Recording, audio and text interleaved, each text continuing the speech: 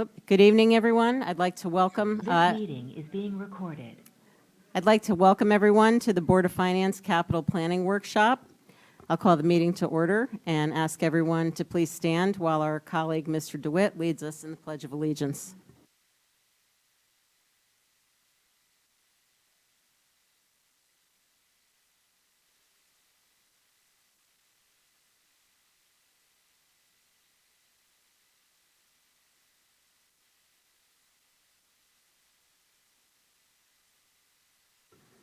All right. Before we kick off tonight's workshop, I want to acknowledge the elected officials from other town bodies who've joined us this evening, including the Board of Selectmen and representatives from the RTM.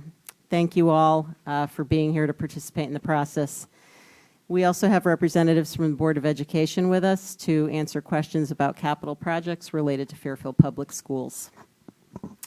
To the members of the public, this meeting is a workshop format to talk about capital needs and planning. Typically, we reserve time for public comment related to voting items on our agendas. And we will not be voting on any of these capital projects tonight, but we are offering the opportunity for public comment at the start of the meeting for any residents, either here tonight or on WebEx, who'd like to speak on agenda items 4 or 5. We also welcome comments and questions before and after meetings, and those can be sent to the board at bof@fairfieldct.org. If you write to the board, please remember to include your name and address in your email as you would with live comment. Residents should also know that there'll be additional opportunities for live public comment on the capital projects that are proposed, and we'll provide that opportunity in future meetings when individual projects come back before this board for a vote. Also for the benefit of the public, just a quick overview of the objectives of this workshop and what we hope to accomplish. This meeting is part of the capital planning process where the town administration, Fairfield Public Schools, and the WPCA lay out their plans for annual capital spending requirements in the future. And the Finance Department takes us through the impact of that proposed spending on future borrowing and the resulting debt service that ends up in our annual operating budget. One of the key objectives for our board to understand is how that future debt service aligns with the policies and limits we've established and have historically followed, and into the guidance we get from our external financial advisors. The town does not have a formal capital budgeting process in our current charter, and so this process serves as sort of a loose proxy for a capital budget.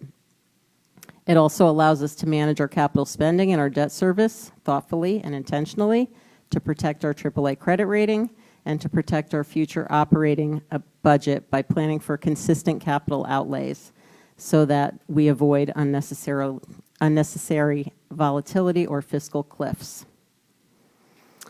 Aside from the focus on the overall plan and its impact on future debt service, we'll hear about and have the opportunity to ask questions about specific projects that have been proposed, how they've been prioritized, and the basis for how costs were estimated. I do want to reiterate, we're not voting on anything tonight.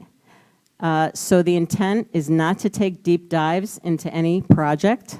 We'll have the opportunity to ask detailed questions when the individual projects come back before us for approval.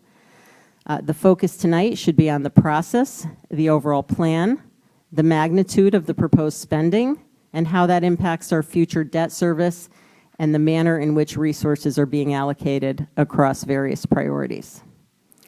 So with that said, we will move through the discussion items in the following order. First, we'll take public comment live and on WebEx if anyone wants to do that.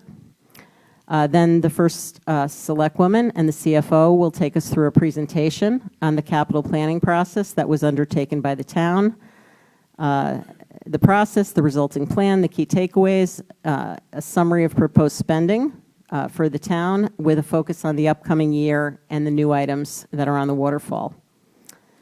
We'll then open that up for Q&A. On the town side of the spending, after we do that, Board of Ed representatives will provide an overview of their portion of the capital plan. We'll open it up for Q&A again, and then we'll do the same with the WPCA. So given that order of the presentations, I would just ask that We reserve any questions for the appropriate time after the presenters have had an opportunity to walk us through their materials. So, for example, if we have questions on school projects, I'd ask that we please hold off on those until after Fairfield Public Schools reps give their overview. Any questions on that? Okay. All right. So with that, we will move to public comment. Is there anyone here tonight who would like to speak? Thanks. Jared, do you mind, or someone? Yeah. There we go. Thanks. Can you just give your name and address for the record, please, also? Hello, David Krasnoff, 155 Burr Street. Just want to bring up the fact that some of the school projects and renovations have been pushed way out in the waterfall, kind of as a placeholder. And I just hope the town keeps that in mind. These projects at some point will need to be done. And I've been sitting through a lot of the meetings, and there's lots of other spending being discussed, but I'm not really hearing much about the schools. So I hope you guys all consider that. Thank you. Thank you. Anyone else from the public here? Okay, do we have anyone on WebEx from the public that wants to speak? Okay. All right, seeing none, we'll move on to item 4, to review and discuss town and BOE non-recurring capital and capital projects planning document, their timing and related subsequent bonding requirements and estimated impact on debt service levels over the next several years with members of the Board of Selectmen and RTM. Can I have a motion to hear this item? Mr. DeWitt, seconded by Mr. Testani. Okay, Ms. Kupchik, Mr. Schmidt, you have a summary presentation to take us through. Yes, thank you very much. So I'm just going to do the first part, and then Jared's going to take you through the rest. So just to reiterate what the chairwoman was saying, that last year, and actually I think we made a mistake in the first sheet. It was way more than 9 meetings, but we actually started back in March, the capital working group that sort of was an idea that I had come up with. After reviewing and seeing how we were doing it, as Chairwoman Charlton said, it was a once-a-year presentation, and it didn't have really sort of a lot of in-depth conversations on the projects and sort of slotting them around and having discussions more in a financial matter. So I thought it would be a good idea and put together the capital planning working group, which consisted of 2 Board of Finance members who were the Chairwoman Charlton and Mr. Walsh, and we had 2 RTM members. It started off with Jeff Steele and Mark McDermott, and then Ken Astorita stepped in to the process. And then we also had the leadership from the Board of Ed, and various department heads came and shared information about all the projects, and not just the 24 non-reoccurring and capital projects, but also a 5-year plan. And this was sort of born out of the fact that Mr. Schmidt, during his meetings with other CFOs from towns, were told that the town should have a 5-year plan sort of on the shelf. It doesn't necessarily have to be set in stone, but it should be on hand, and it's good for our financial outlook to have it.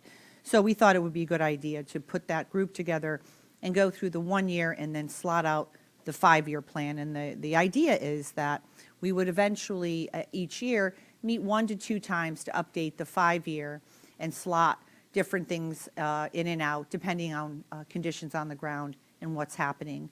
I do want to mention, I know that a member of the public who did attend our meetings, we did discuss education issues, but I know that the Board of Ed talks in more depth about their projects during their meetings, and they have a facilities committee that has lots of conversations about their projects.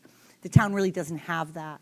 So this capital working group was an opportunity to talk about all the projects, but to talk about the town side in more depth. So I thought it was helpful. And again, I know we sent in the email all the links to the meetings that we had and all the backup that was provided during those meetings. So I hope that was helpful. It was a lot of information, but I think if you look through it and read it, it does help answer a lot of questions. And so we were hoping tonight to typically go through, or more so emphasize and look at the 24 non-reoccurring and capital list, because obviously that's something will be coming up before all the boards for various votes and discussions when we're actually having those voting items come before us, and have some Q&A from the board to the department heads on the 24 list. I did want to have an opportunity when Jared is finished with his presentation on the financial pieces, is one of the projects that's on the 24 is a newer project that most boards and commissions are not really familiar with. Most of them we are, because we've seen them for so long. Things sometimes sit on these waterfalls forever. But this is a newer project. It's for the police department, an upgrade to the actual physical police department. So I had asked the chief and deputy chief to come, and after that I would hope that they would have an opportunity to give a presentation about the project, so everyone would have a better opportunity to understand it and learn a bit more about it. And I will hand it over to Jared. Thank you very much. Thank you. And I think they're going to share the screen now so everybody can see the presentation.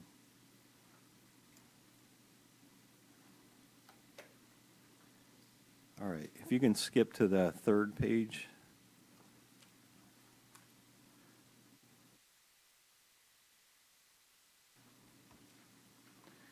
Okay, I was going to start by taking a look back at the history of the town, and when it borrowed money, what the borrowing has gone to. And so this chart, this pie chart, is just to give you kind of a level set basis of what it was before FY21. And you can see a bulk of the borrowing was done for the Board of Education at 74%. General would be what we would consider the town, 24%, and a very tiny slice, 2%, was going to WPCA, Clean Water and Sewers. So just to let you know kind of what the practice has been in the past, and so as we go through these slides and we start looking at what's being proposed in this plan and how they differ from each other. And so, just kind of keep this slide in the back of your minds. All right, next page, please. So we'll talk about in 2021, we asked our financial advisor, Phoenix Advisors, Matt Spurndle, to take a look at how much we borrow, how much we were borrowing at the time, and the level of debt service compared to the budget, and use that as a base. And so at the time, it was approximately 8.5% that of the debt service to budget ratio. And so we said, all right, rather than trying to, that's what everybody was used to. And so we took that level and said, okay, going forward, if we apply that same ratio, how much would we be able to borrow in future years? And so he did the analysis, and so this will get updated annually. There are some assumptions that are included in the analysis. In particular are the rate of growth in the budget.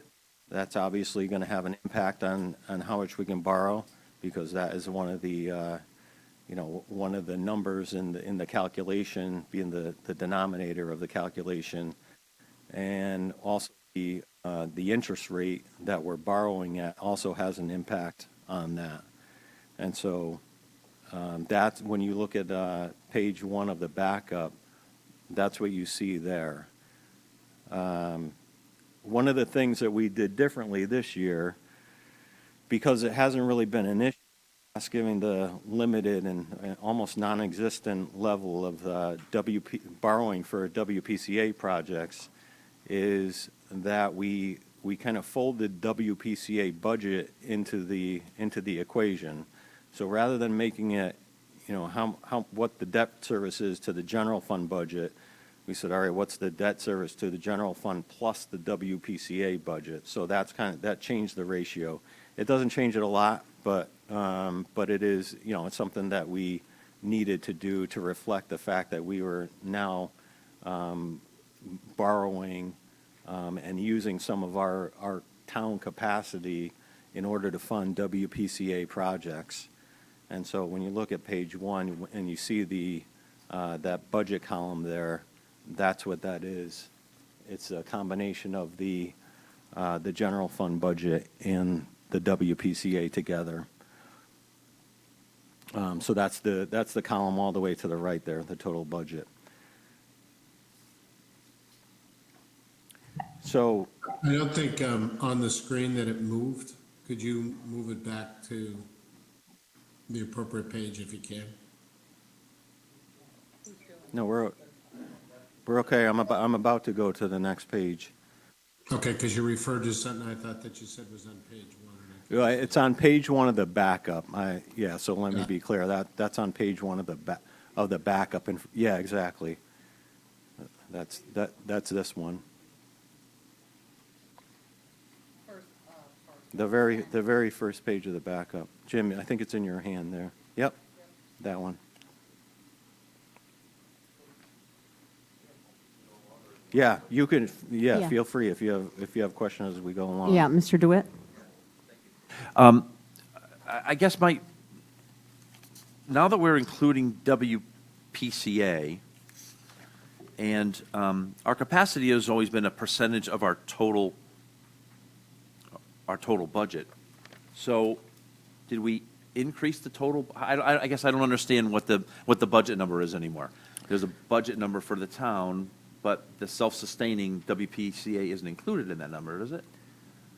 No, it's not. It's in the way we budget. No, it's not included. But for purposes of this analysis, and knowing that they are GO bonds, they are ultimately the responsibility of the town.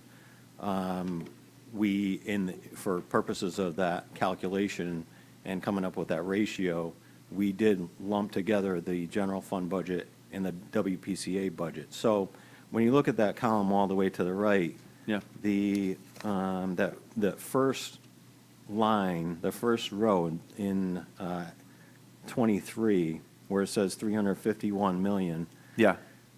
And if you remember, the town is about 345 million, so that adds to it about almost $7 million to the base. And what's the WPCA budget? Yeah, it's about $7 million. $7 million. Yeah. Okay.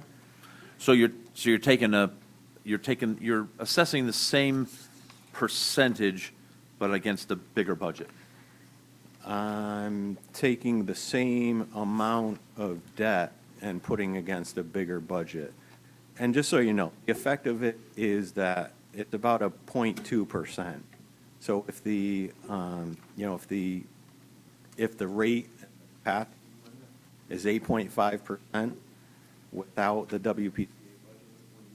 WPCA, but it becomes about that 8.5 would become about 8.3. So you'd have it gives you just a little bit more capacity.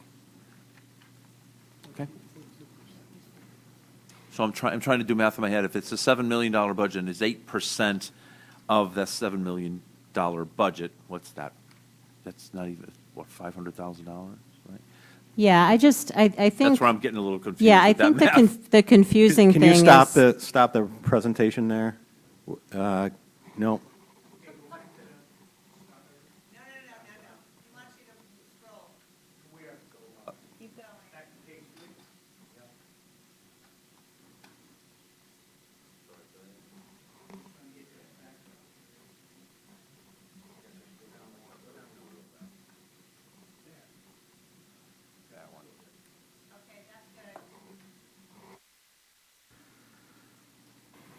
So what this chart shows is, based on the plan that we put forward, how that compares to the capacity analysis that was done by our municipal advisor. And so that yellow line reflects that's where we want to be, at the approximately 8.5%. And in actuality, what we're proposing and where each year lands. Based on, again, based on some of the assumptions that I talked about, what the growth in the budget would be, what the interest rates are. And so if you look at that first page in your backup, don't change the presentation, keep the presentation, but the first page in your backup, in that top box, you'll see the amount that we're borrowing each year. And if everybody has that, you'll see 25 million, 27.5, 30 million. So that's the amount that we would be borrowing. And then the rates that we would be paying on those bonds is to the right of that. Those are the assumed rates based on, our financial advisor's projections of what he thinks the rates would be in the future. So I just, Mr. Schmidt, so before we jump into the rates, I just want to clarify and add to this, and maybe it gets to Mr. DeWitt's question. I understand the concept of combining them. I personally believe we also need to see them separately because, the WPCA budget is, what did we say, 7 million? The town budget is in excess of 300 million. And yet you have years where the WPCA capital is half of the capital, or close to half of the capital spending. So it's just important for everybody to understand, because what that ratio does is it makes a very dramatic difference in the amount of debt service that impacts the mill rate and all taxpayers versus the amount that gets borne by sewer taxpayers. So, we can combine it and look at it, and I think that's relevant, but I really believe we have to also understand what it looks like to each of the general fund and the WPCA, because they're two separate taxing entities and they affect taxpayers differently, and they affect the mill. The difference in the mill rate is very dramatic because, again, proportionally, the amount of debt that we're incurring, the WPCA numbers have gotten so big that relative to their budget that goes in the denominator, it really skews the numbers. So what I would ask is that in addition to looking at it in total, we also have it separately so that the board can understand what this is going to do to kind of the general fund budget and, the impact on the overall budget and the mill rate going forward. Mr. DeWitt? Because I guess the way I looked at it was this. If it's a $7 million WPCA budget and it's 8%, that's $595,000. So we've raised the bonding capacity by $595,000. Big deal. Nothing we're doing in WPCA is going to be bonded at $500,000. So I'm with you. We need to see it separately because as soon as we start going over $1 million or even over $595,000, it's a disproportionate percentage off of the two budgets. So adding the budget in is I guess mathematically correct, but yeah, we need to see them separately. Right? Yeah, Mr. Curley. Thank you, Madam Chair. I guess I have a clarifying question. Is the intent that the WPCA projects would, the debt service on that be moved to be the obligation of the town and covered through raising taxes, or is the expectation that the WPCA projects would be effectively covered or through, any debt service required for those projects would come from the WPCA sewer use? No, and that's a great question because we got two different things going on here. One is the town's capacity to borrow, and the second one is the debt service and the cost and who's paying that. And so what this and the capacity analysis is addressing is the town's capacity to borrow as far as who's paying that.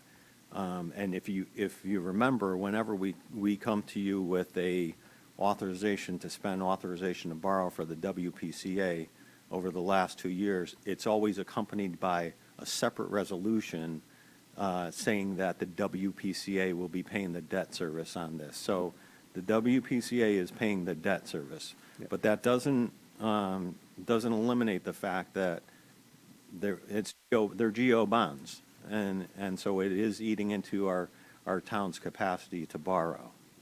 Understood, but I think the clarification that you just provided reiterates the importance of the split that Mr. DeWitt and the chairwoman asked for, because I do think, while we do need to look at the overall debt capacity for the town, and understanding that the town is backstopping the WPCA, to the extent that one debt service is being handled differently than the other debt service, one will be a burden of the taxpayer through the mill rate, and the other will be through the sewer use taxes. It's critical that these be split.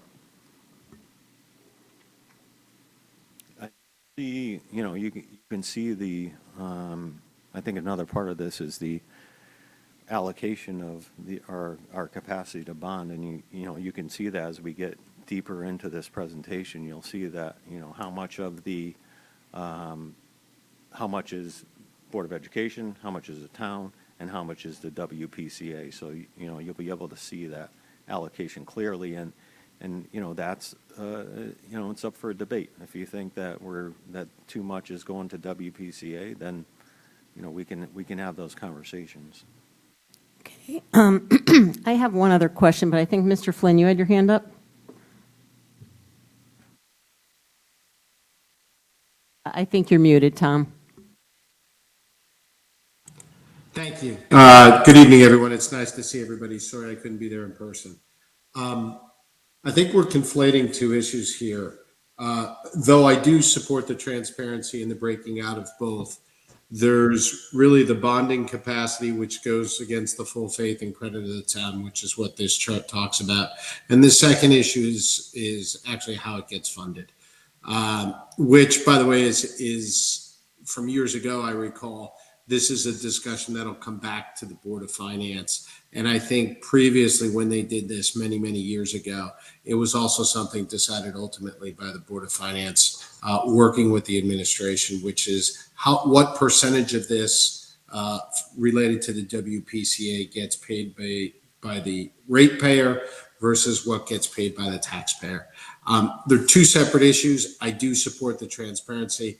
But I think really what they're trying to speak to is actually the capacity right now of us to borrow on behalf of the WPCA and how we manage that relative to A, the budget as a whole, and B, the competing priorities with the Board of Education and the rest of the town. So thank you.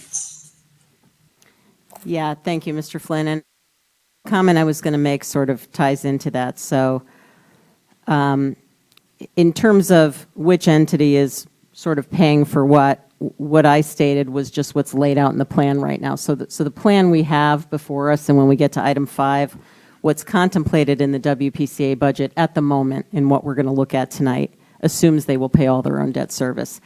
I do, and this is not a question for tonight, but I do want to, I think we're going to have our financial advisor come before the board at our next meeting. And I do think we have to talk about this concept of capacity, because the way we've measured capacity, the basis for it, is based on, the benchmark has been the historical debt service in the general budget. And so, the ways to think about capacity is, how much can you have on your balance sheet as a AAA, rated entity versus, that's different than saying, how much are we willing to have, how much debt are we willing to have, because it starts adding up in our operating budget and increasing our tax rate every year. So, I think we've defined our own capacity, based on the 8.5%, and then our financial advisor has told us, well, with that assumption, here's how much you could borrow. I just think that's a different concept than, how much the town can borrow and still maintain its AAA rating, how much the town can borrow and be comparable to other towns our size, that sort of thing. So, again, not something to decide or debate tonight, but I do think that's an important topic to talk about with Phoenix when we see them, because, You know, to Mr. Flynn's point, there are two separate concepts here, and, you know, we're talking about capacity as though it's a definite thing, when in fact, this is this is our capacity that we decided on. This is a decision we made, and the decision was made based on keeping debt service sort of equivalent with the past versus, you know, how much debt could be kind of tolerated on the town's balance sheet. So I think that it'll be an important discussion to have when we speak with them. But I'd like to bring a third factor into that, which is we're talking about financial and budgeting capacity here.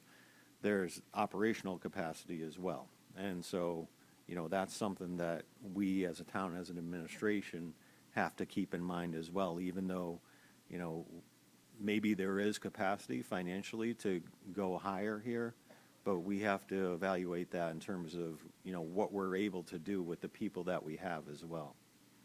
right, that's a great point. So operational capacity from a budget, so financial capacity from a budget perspective, and then how many projects can actually be physically managed. Agreed. Thank you. Mr. Bateson? Thanks, Lori. I know you want to move along. I don't want to belabor the point. I hear everyone's comments at the table. I think we should have the discussion about who's paying what sooner rather than later. Every time this subject comes up, we say, we'll get to it.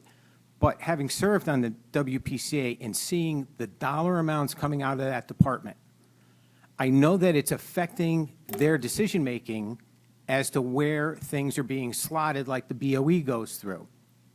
That you don't want to be greedy, you don't want to ask for more, you don't want challenges, and so forth. So I've noticed Dwight moved back, Burr, everything moved back. Now I'm seeing WPCA, the number's gotten bigger. It's gone from 60, now we're talking 120, and now it's drifting out. Now I think if we arrive at some agreement as to who's paying what, maybe that'll make it easier for the WPCA to work with the administration and say, okay, well, we realize we might be picking up 50% of the tab on taxpayers as opposed to sewer users. Maybe that'll lighten the load. We can move this stuff up. I don't want to see projects get pushed back because we're scared to have the conversation. Thank you, Mr. Bateson. Mr. DeWitt? Yeah, we can wrap this up. But I think Mr. Schmidt answered my question. But so my question was going to be, if we really think that our capacity is 8.45%, why aren't we bonding 8.499999%? Why aren't we maxing that out? Is it an operational versus a functional limit? Yeah, financial. Thank you. Well, I'll tell you, I'm a little afraid. I never max out my credit card. I just don't. I mean, if that's going to be the way we're going to go and just max everything out to the limit, I think that's a problem. I think the taxpayers are going to be paying increased interest, especially going into a period of time where interest is rising now. But I don't think it should be the goal to max out the credit card, or in some cases, to go over the credit card's limit and beg the credit company to give us more money. That's just the way I am. Yeah. So I don't think it's a bad thing that we're only at the goal is 8.45. I'm not saying it can't go there, and truly, it will get there naturally because of all these WPCA projects. There's no way around that. We need to flush toilets in this town, and that's going to become the priority. Yeah. But I don't think it should be automatically looked at as every year we just max out the credit card like, oh, we have 1.5% more bonding we can do. Let's build 4 town pools around the town. This is great. That's just not the way I think of things. And I think we've got to look at, we have plenty of needs. I guess this body, the Board of Finance is going to have to work on where we feel comfortable about having this number go after speaking with Mr. Spurndell, as our chairwoman stated earlier. Yeah, I guess I never thought that capacity was like maxing out my credit card. I thought that was hey, if I keep my credit card at 60%, I can make payments every month. I'm not going to have to default. It was never the maximum. And I guess the historical is what it is. What's that? It was meant to be the historical. Right. That would keep us even with what we, yeah. Right. But again, I never thought when we hit that line, we were like, oh, if we do one more thing, we're going to be a financial burden. I never thought that was the case. And I guess, and I'm with you, I don't want to go building a town pool just because we have 1.5% more on the budget. But, I mean, it feels like when we're talking about a 6.92, I feel like there's got to be something we can shove in that last 1.6%, right? That might move us forward and maybe even, it kind of distribute the burden a little bit over the years, right? So, thank you. Yeah. Mr. Curley? No, thank you, Madam Chair. And Mr. DeWitt, I agree. I didn't view the 8.45% or 8.5% as the max on the credit card. I thought it was kind of the guideline, right? And we can always debate whether 8.45, 8.5, or 10 is the right number. But what jumped out to me is that in each of these 10 or so years on this chart, we're under that capacity. And I think the operational capacity is a very valid point and needs to be considered when we decide which projects to move forward and prioritize. But to me, what I worry about is there may be a year or two where that has to spike above because we have a big project. And so when we see this capacity underutilized in 23, 24, 25, those are pretty big gaps. And to me, that feels like we're leaving money on the table. Not that we're spending for the sake of spending, but there is a logic to smoothing the burden on the taxpayer by kind of targeting a certain debt service ratio so that if we do go a little under this year, but we budget to a little bit more, next year, if we go a little bit over, we're going to use that surplus. So I think there's an opportunity here to consider not necessarily accelerating the projects that are being executed from an operational standpoint, that's a consideration.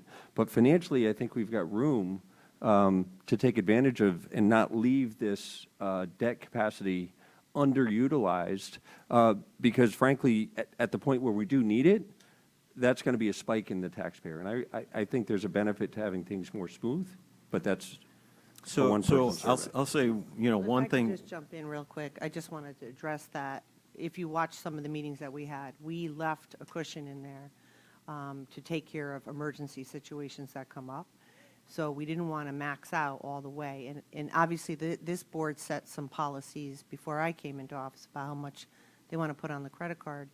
But I also put some policies in place about how much I'm willing to bond, which I feel what I feel comfortable doing to the town. So that's kind of what's started our process off when we began the working group. And even before we began the working group, it was discussions with the Board of Ed and our team talking about projects.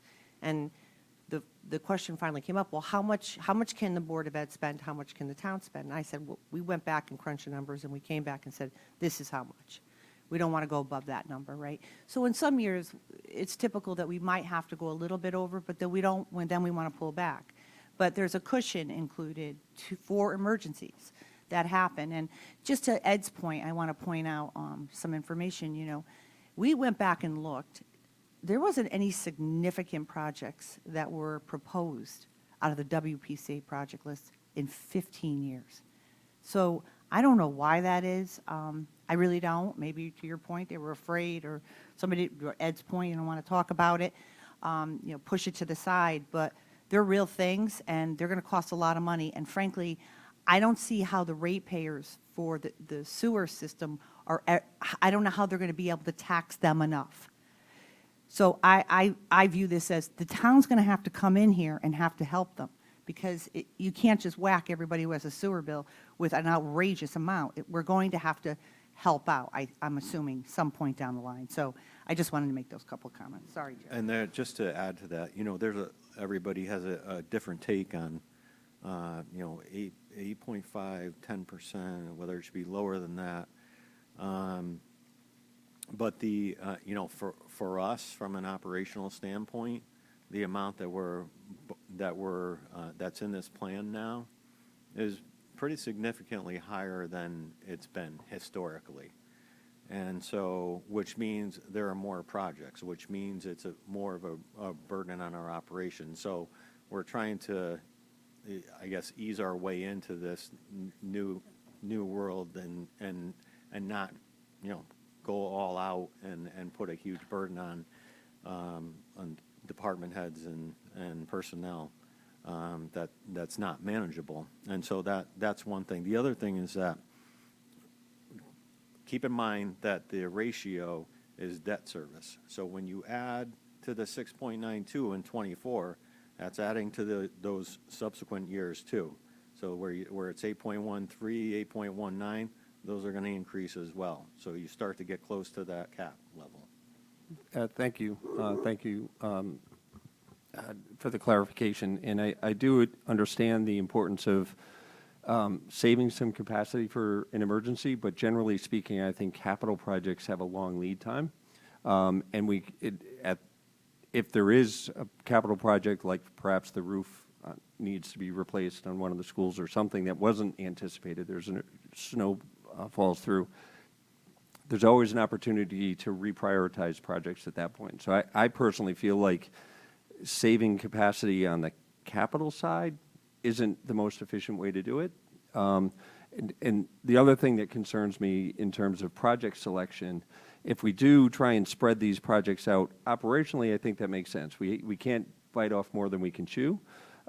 However, if we have an opportunity to put returf a field for $4 million this year and we let it wait for 2 years, that may be a $6 million project. So I think we have to be careful, especially in this inflationary period, that when we push projects out to preserve capacity, we're potentially costing the town money with a bigger ticket item down the road. So I think, I personally feel like it might be worth examining utilizing more of that capacity. Mr. Curley.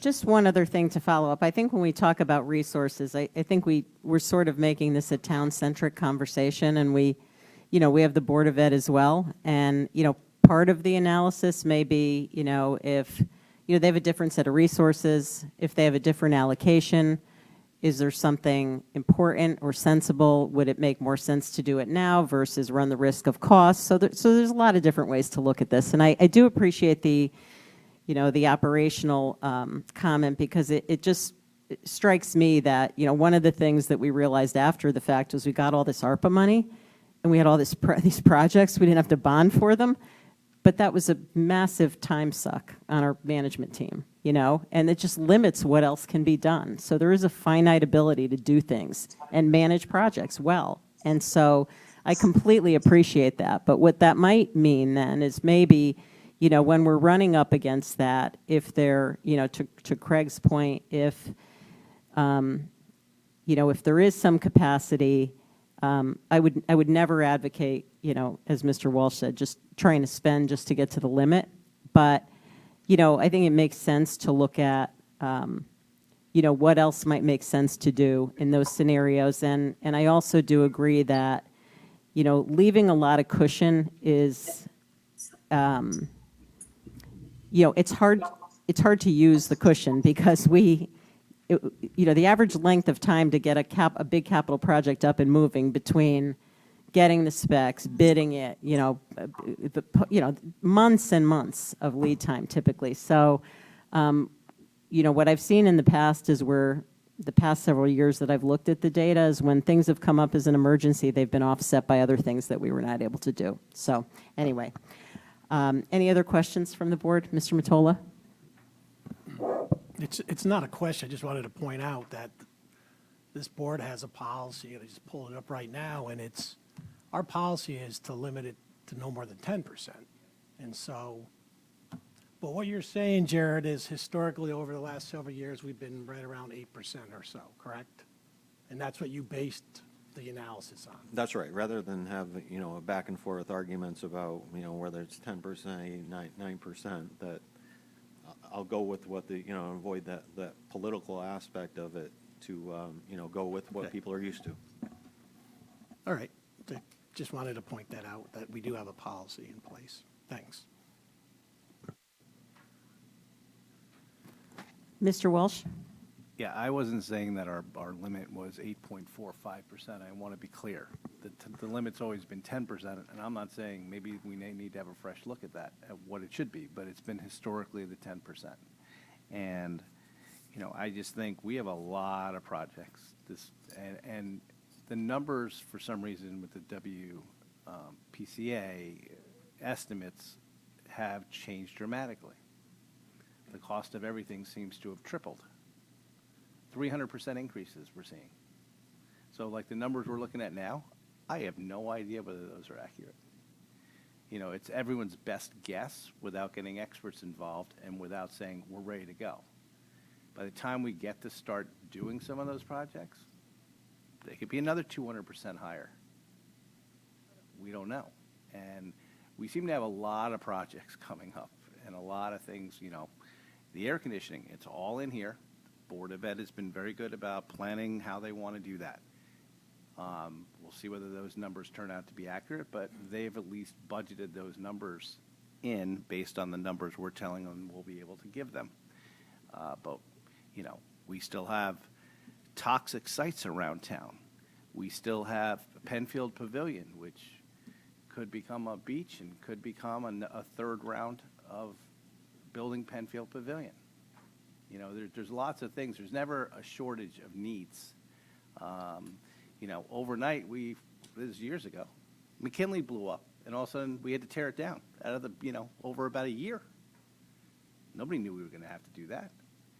Well, we'll try to, yeah, that was $21 million. If you did that today, that would be $40 or $50 million for one elementary school. So I think I don't think it's a bad thing there's been capacity, but I also know that we have spending that's coming up, and we're going to have to spend the money because some of these things are just going to start falling apart because we've kind of kicked the can down the road. Well, now we're getting to the end of the road.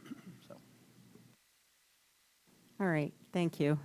So I guess the open item then is, you know, two things. One, to see these broken out between the two taxing entities, the percentages, so that we understand the impact on the budgets. And second, there's conversations that need to be had. One about, you know, where that debt service is actually funded from. Will we in fact just determine that it makes sense to have the WPCA fund all of its debt service, and to hear from Phoenix on all of this. So more topics for the next meeting. Chris, did I forget something? No, but you know, First Selectwoman made a comment about there's a block of this money that's for unknowns, right? Which is kind of where I feel like Mr. Walsh is talking about. What's that number every year? Is it a percentage in there, Jared? So, you know, I would say at this point, given what we put in the plan for WPCA, that's kind of all been, there's some left, but a lot of it's been taken up. But by for the planning inclusion of purposes, every year there's a WPCA. block of unknown right in there, right? Is it a percentage of it? There was before interest we- rates went we- up. Well, well, yeah, I know, right? That's a good Yeah, that could be eaten up in a day, right? Yeah, I mean, So, you know, originally when we did this, the split was to keep it even between the Board of Ed and the town was approximately 12.5 million each, and then there would be leftover 7-ish million. But you can see the numbers of WPCA that's kind of eating into that and absorbing a lot of that cushion. yeah. So on this Phoenix advisors number, the bond details in the middle, that's the bond budget, if you will, right? That's 25 right. million, That's the- 27.5, That's right? the estimate of what we would issue each of those years. Right, okay. And that's the percentage that's shown here. So, for example, in 2024, the 27.5 million is 6.92 of the 6.92%. Those are the same numbers, right? Yes, the only, just to be clear about it, that 6.92%, most of that, pretty much all of that is past debt, and the debt service that we're paying on past debt, because at that point you would only have 1 year, that 1 year, which would actually be 23, when that debt service starts to kick in. because this is a function of debt service. Yeah, Not a right. function of the amount that amount that we're borrowing. Right, that's why it's a percentage, right? That's that second column from the right, DS to total budget. That's debt service to total budget. But I guess what I'm saying is, I'm calling it the bond budget. This plan is based on, in 2024, bonding $27.5 million, and that's that 6.92%. That's right. Because that's the budget, right? I guess what I would say is that whether it's 27 million, 27.5 million, or 25 and 20 million, 40 million, that's not going to have a huge impact on the 6.92, because the 6.92% is based on past borrowing that we've done, and it is debt related to that, and not so much what we're going to borrow in 24. Right. Then in a 20-year bond of 27, we're bonded 27 million in 2024. The first year is a minimal amount. It's the 24th year that we're going to be paying. Yeah, we pay half of the the interest amount. Okay. Yeah. No, that makes sense, Yeah. right? And this is a moving target. I think the first time we looked at this with the interest rates at the time, the number was 37.5 million. Yeah, and I personally, I'm not sure about these rates right now for munis. They look very low to me. So, Kevin, sorry, Mr. Stark. And I'm not saying this to encourage profligate spending, but that's the funny thing. They're actually high. If you look at the bonds, Jared's going to know this. If you look at the bonds we issued last summer at 5% coupon, they're now trading at 120 cents on the dollar. That's because in the fourth quarter, the muni market rallied pretty strongly. We're in a situation where there are a lot of municipalities around the country that don't need money, but there are a lot of muni funds that need something to invest in. There are other fixed income funds that invest in treasuries as well as munis, but when the federal government is threatening government shutdowns and potential defaults, the money goes into munis instead of into treasuries, and that's exactly what's happening right now. So if, for example, and I don't know if we have the flexibility to do this, if we could take out these bands that we issued, we could do so at like 2.5% right now, depending on the maturity. And these, the rates that Phoenix has put in here are sort of a hybrid to a certain extent, assuming that there would be some clean water fund loans in here, which are typically done at 2%. And so that's probably looking at making these rates look a little bit lower than they actually are. Yeah, more questions to discuss, next week's meeting. So, all right. Yeah, I mean, debt service is mostly principal. It's not mostly interest. Yeah. So these are nice savings, but they're not the guiding force here, I don't think. Great. All right, we ready to move on? Jared?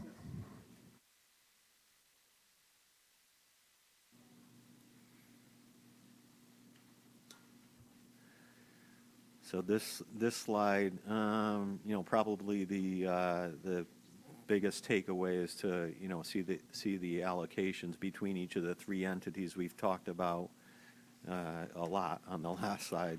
What these dollar amounts, the total dollar amounts, how they relate to the cap. So that's kind of a non-issue, but you can see the proposals from each of the three entities and the comparison of those.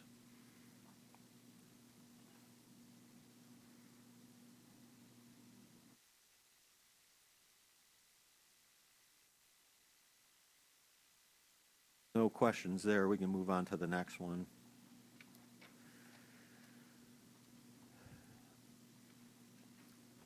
This slide, I think, gets at Mr. Walsh's point. So these are projects that we've had. When we talked about doing this new process, there was a concern that some projects, especially when we go to a 5-year plan, may get lost, forgotten about, And so we want to make sure that didn't happen. And so these, for a couple of reasons, these projects here are larger projects, larger dollar amount projects that we've taken out of the capital plan, but we haven't forgotten about, and they're actually really important. They're really important initiatives for the administration. But there's more work to be done. We need to determine what the scope is, what the timing is, and get a better sense of the cost of each one of the projects.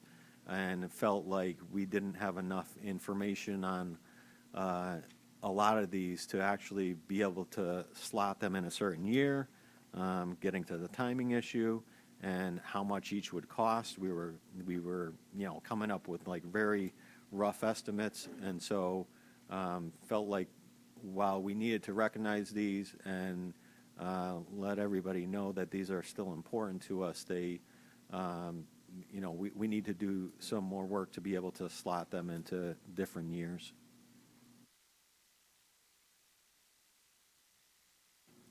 Sorry about that. Mr. McDermott. Thank you, Madam Chairwoman. Through you to Madam First Selectwoman. The Turner property, that's the Army Reserve property. Has that been transferred to the town, or does the town own that property now? Not yet. So, those of you who've been around for a while, I think Mr. Flato was the first selectman at the time when they shut that military base down and started saying they could convey it to the town. Obviously, there were some catches. You have to use it for recreation activities. And then when I came into office, I asked Mr. Bremer, who actually worked for Mr. Flato as his chief of staff, where's that file? And why did it just seem to stop? Like, what happened? So he went and dug it out, blew off the dust, the cobwebs, and I said, well, giddy up, let's do something. So I called up Congressman Himes' office. I said, I'm really interested in getting that property because it's a valuable piece of property and we should have it. So we had meeting, Congressman Himes was good enough to help us get a meeting at the site, and that was, I think, maybe the first year I was in, and we had to meet with all the military, and we sat around, and at the time Brian Carey was working for the town, and it was determined that the contamination wasn't as bad at the site as originally thought. So we're actually really close to getting it. But the reason why Jared put that on, and among other items, is that they're just not fully formed yet, right? We don't own the site yet. And when we do get the site, which I'm hoping will be this year, it's not like, oh, we're just going to run in there. And whatever we want to do there is going to have to be a global conversation with our community. Obviously the neighborhood's going to have interest in what happens there. It has to be used for recreation of some kind. So there's obviously a lot of ideas, and it's going to be expensive. I was in the building. While it is sturdy, it's old, like really old, and the roof is, it's leaking, and it's got asbestos floors, and it's not like fabulous. But obviously, it has potential. So the reason we put it there is because we're just not there yet, and with all the other projects which are a lot. So, like Giant Steps, same thing. I know we talked about this during our capital workshop. We talked a lot about all these projects, but the Giant Steps property, we had a couple of, some interest in using that building there, taking down the building, and there was a couple of entities that reached out to the town that had some interest in wanting to build something there, paying the town, and we were interested in some of them. They seemed like they would be a good fit.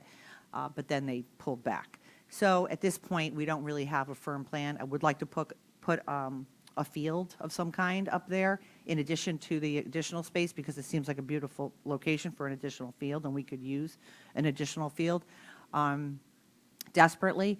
But at the same time, we're just not there yet. And so some of these items are things we care about, that we want to do. The old town hall, we've been talking about that for how many years? I mean, the building is in, really poor condition. It's going to be very expensive to fix that building. We talked about this during our workshop. Do we want to add on to the Independence Hall and have all of our services in one location, and then apply for preservation grants, which, according to Mike Jaley, there's a lot of preservation grants available at the state of Connecticut for historical preservation. But it's more expensive to renovate a historical building to meet a municipal function, right? So you could rehab it, we could keep it, it could be beautiful, but maybe use it for a different use. Maybe use it for Board of Finance meetings or RTM meetings, or an event space for us to have things, or even meetings, or things of that nature. So that's still, we're not there yet. So these are the things that we know are on our radar, that we are thinking about, that we do care about. We're just not, they're not shovel-ready, they're not formulated, and so we put them on a sub list so that people could at least know that we are concerned or caring about them. It's just, we're just not ready yet. Thank you, Madam First Selectwoman. It was just a question. It's actually in my RTM district, and one of our RTM other district persons had a question about it, and I didn't recognize it at the time as that the name of it. I always just call it the U.S. Army Reserve Center, so thank you. All right, thank you. Any other questions on this? Jared, you keep going? Or, Mr. DeWitt spoke too soon. No, thank you, Madam Chair. I guess I'm a little confused on process, right? So our old process was we looked out 15 years, 10 years, right? So these projects would have been captured in the out years. That was kind of the, process. So thought I heard you say was these 8, 10 projects here are not being considered in the next 5 years. They're just not in the plan right now for the next 5 years. And if our bonding capacity, if we really want to hold bonding capacity at $20, $30 million, I mean, it seems like the senior center is like a no-go for the next 5 years. Is that what we're saying here? Or is this list going to be around every year when we re-look at the 5-year plan? So what I was speaking to earlier is the plan is to, well, realistically, I didn't think that a project on the list in at year 10 is not realistic. You don't have any idea what that thing's going to cost by the time you get to year 10. It's totally out of whack with what you may have put on there. So, for example, if I had slotted that in a 10-year, I mean, $7 million, those numbers wouldn't even be valid anymore. But what we thought was, it's not that they're not valid projects and that they couldn't potentially happen. We're just not there yet. I mean, obviously, you look at the 5-year plan that we have put together, and the plan is to have this working group, if we think it is more a valuable process, to meet twice a year and slot out projects in and out. Now, maybe something on that 5-year plan no longer really makes sense, or maybe it's going to not work, or whatever it is. We could and if we say have a little bit more information on something, right? What if we do a study and we realize in the next couple of years that we want to put a firehouse somewhere in town, and that starts to come to fruition and it starts to build. We could say, hey, we're ready to pull the trigger on this thing in year 2. Let's look at the list again and slot some things around. So there's obviously flexibility. The 5-year plan is not set in stone. It's just a priority projects that we actually know, that we have a lot of good information on, as opposed to these that we don't have a whole lot of information on. And obviously, like the senior center, you can only do a certain amount of money. You can only invest a certain amount because of the floodplain issue over there, because it's in that floodplain. And then Turner was I was like, well, maybe we could put the senior center at Turner, or maybe we could put the park and rec department at Turner. And, so there's like some moving parts and some things that have to be flushed out a little bit more. But these are just some ideas. So no, I wouldn't necessarily say that it's 5 years. It could be 2 years. It could be, depending on what we get and what information we get, things change all the time. So we have a 5-year plan that can change based on... Absolutely, yes. It's a flexible plan. It's not a concrete plan. And none of the waterfall plans were concrete. I mean, there was things on that waterfall that were there forever. They kept getting moved back and back and back and back and back. No, I understand that, but we always had like a 10-year visibility, and we could say, the way I look at this, the bar chart, I'm going to keep going back to this bar chart because I guess I like it more than I had originally thought. The way I look at the bar chart is, in 2024, we've got additional capacity to bond. And if we could sneak in 3 small projects in 2026, when we need a $3 million roof on whatever school Ms. Jacobson's going to ask for, right? Then we could say, hey, we've got capacity, right? So I guess that gets back to this, getting to that. Chris? Yes? Chris, it's Tom, sorry to interrupt. The one thing when looking at that bar chart, though. Hello, God? Are you That is speaking to not, me? that is not how much to bond. That's Tom, the it's actual- funny because it sounds like you're everywhere in the room. Tom, yeah, you're coming out of the ceiling speakers. It sounds like God is speaking. That's why everyone laughed, so. It's God speaking. Okay. Go ahead, God. You better go to church because that's not going to fly. That bar chart wasn't about how much we were bonding each year. It was actually about how much it was going to cost to service the bonds each year. So that the extra capacity, as Jared tried to point out earlier, has ramifications for future years. And if you bond more this year, that ramps up your debt service levels, which then ramps it up in subsequent years too, until those bonds are required. Just a thought for consideration there. Yeah, no, I get it, but it's based on this little box in the center. It's based on that plan. That's the plan. 25, 27.5, it's increasing at some rate. Yeah. Right. Here's kind of what I'm curious about here.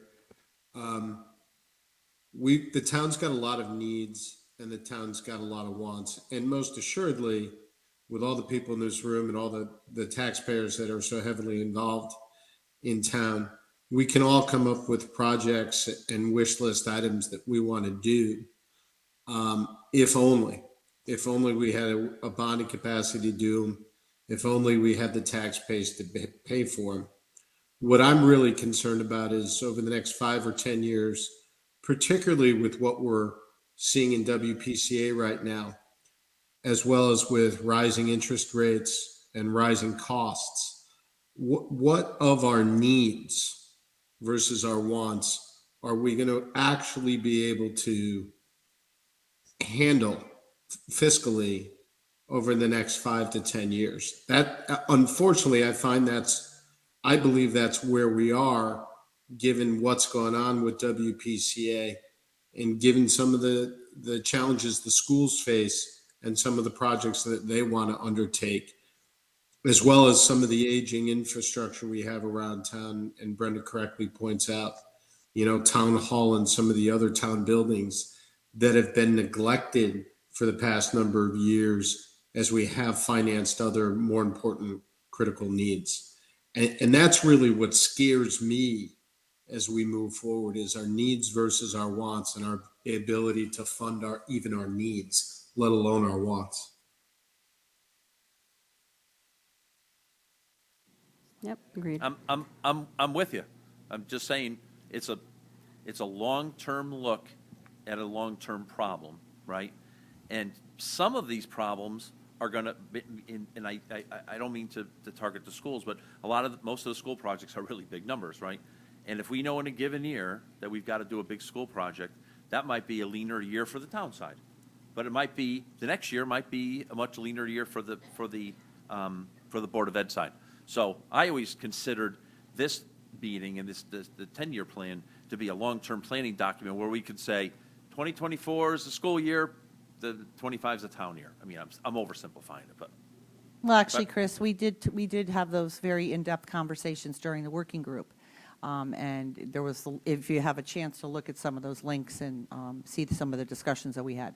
And that was always the thought process going forward was, some years that schools are going to need a little bit more and we'll tighten our belt, and some years we'll need a little more and they'll tighten theirs. So that's why we talked about the flexibility. And frankly, the school district appreciated having a number.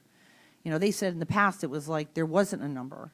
And so when we said to them, here's the number that we're comfortable allowing to be spent with our capacity, they liked it because they had some parameter to build around. And listen, it's like anything else. You have some structure.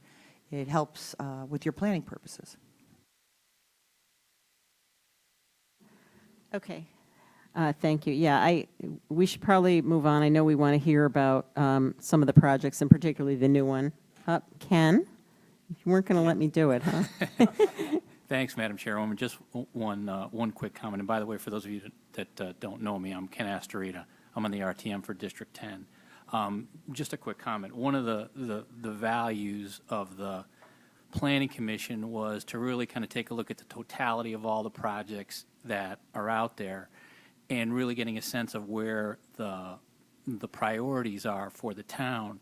Because one of the things that I notice is in your conversations in terms of like what's the proper level of debt financing and borrowing and all that kind of stuff, some of these projects are going to come and force themselves upon the town at some point in time. Whether we want it in year 3 or year 6, it's going to come and it's going to say, hey, I'm going to happen in year 2. So that's one of the things we just make sure that we need to be prepared for and think about as we're moving forward here. Yep, great point. Yeah. I mean, we will never have a year where, we can fit a new school in a given, it's just not like, oh, we can tighten our belt that year at the town. I mean, you still can't do it. So there are gonna have to be, there's gonna have to be a thought process around that. And maybe it's something, like we're doing with the remediation in Penfield, where we systematically, put away surpluses or money over time or whatever. The only other thing I would say, I just did want to respond to Mr. Flynn's point, because he's right. This bar chart, yeah, you bond more in year 1, and obviously that extends out. But the idea would be not to bond more in every year. The idea would be to accelerate some of the stuff so that you're not super low in these first few years, and then you see it jumping up 2% later. So, ideally, and we all understand there's issues around operational issues and what you can do, but, that's the value of looking at this is to see it so that when you do see that big dip in these first few years, it's like, okay, does it make sense to accelerate some of that stuff and try to even it out? Do you, unless anybody has any questions, would it be okay to move on? Do you want to have the police, or do you want to? Yeah, I think that would be Okay. great if you All wouldn't right. mind. Yeah, Thank you very much. Okay. Okay. All right, Chiefs. That. So so we are going to reserve some time for Q&A on the overall town side, but Chief Calamaris is here because, as the first selectwoman said, this is a new project that hasn't been on the waterfall previously, and it's up for this current year. So we thought it would benefit everyone to hear. So thank you guys for being here. Thank Welcome. you, Madam Chair. Also, thank you for getting us up first. I appreciate that.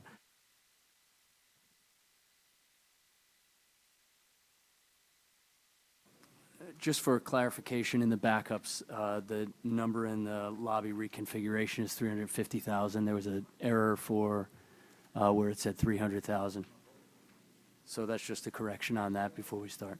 On the backups for police department rehabilitation, year 1 lobby reconfiguration, that should be 350,000. There was an error in that. It's reflected accurately in the spreadsheet, but not in the backup there.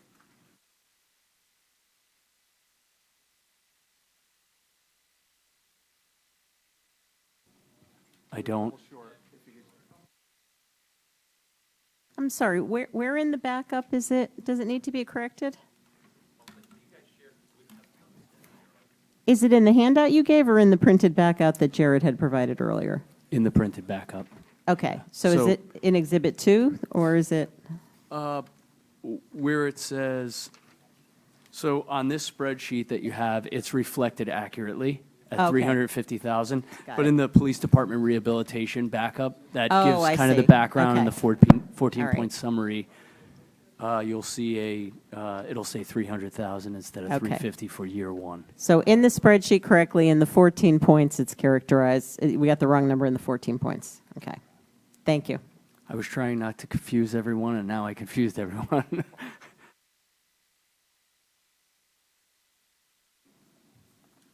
So this is a three-year plan that's proposed. Our building was built in 1976, and as most of you know, it's been used 24/7, 365 since 1976. There have been some minor adjustments and adaptations as we have, moved through the years, but for the most part, it is remained the same. Not only structurally, but really the work areas have not changed too much. Our proposal for year one is for, I'll go through the 3 years total. The first year is lobby reconfiguration, shift commander's office, some classroom technology, and some carpet upgrades in some of the areas, primarily on the second floor. Year two is a bigger lift at $500,000 for men and women's locker room, bathroom, booking, detention area.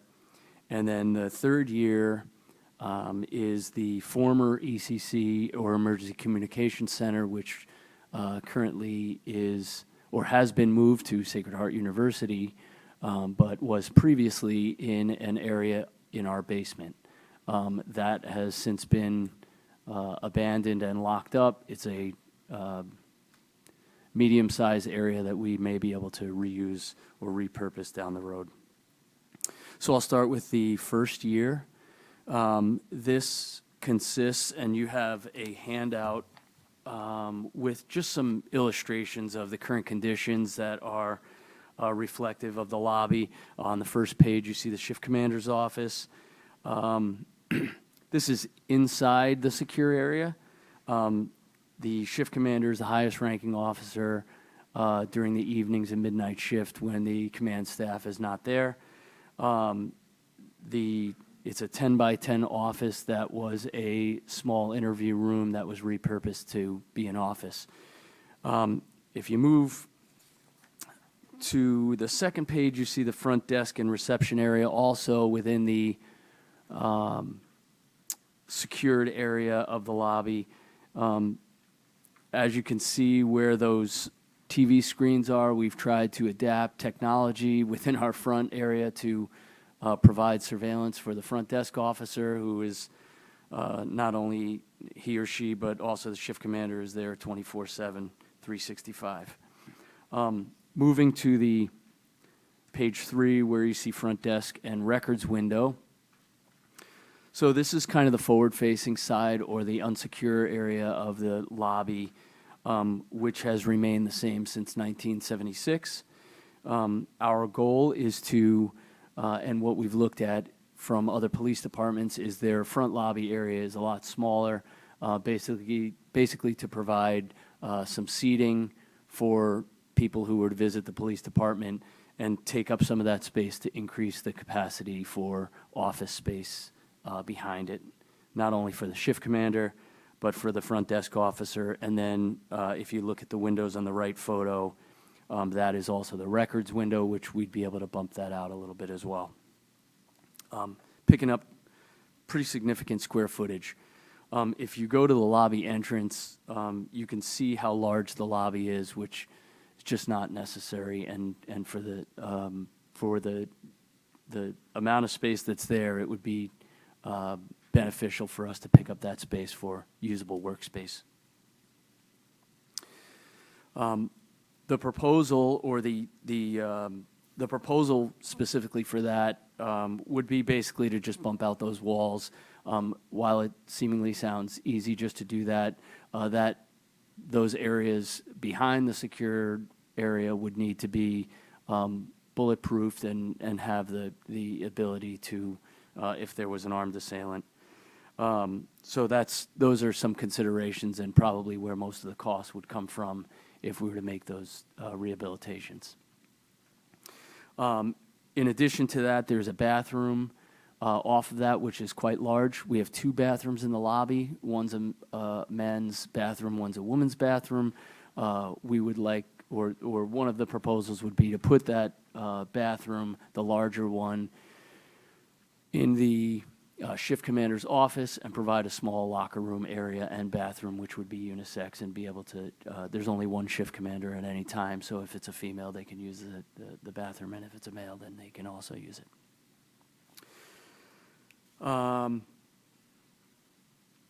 You know, one other thing I'd like to mention is that we prioritize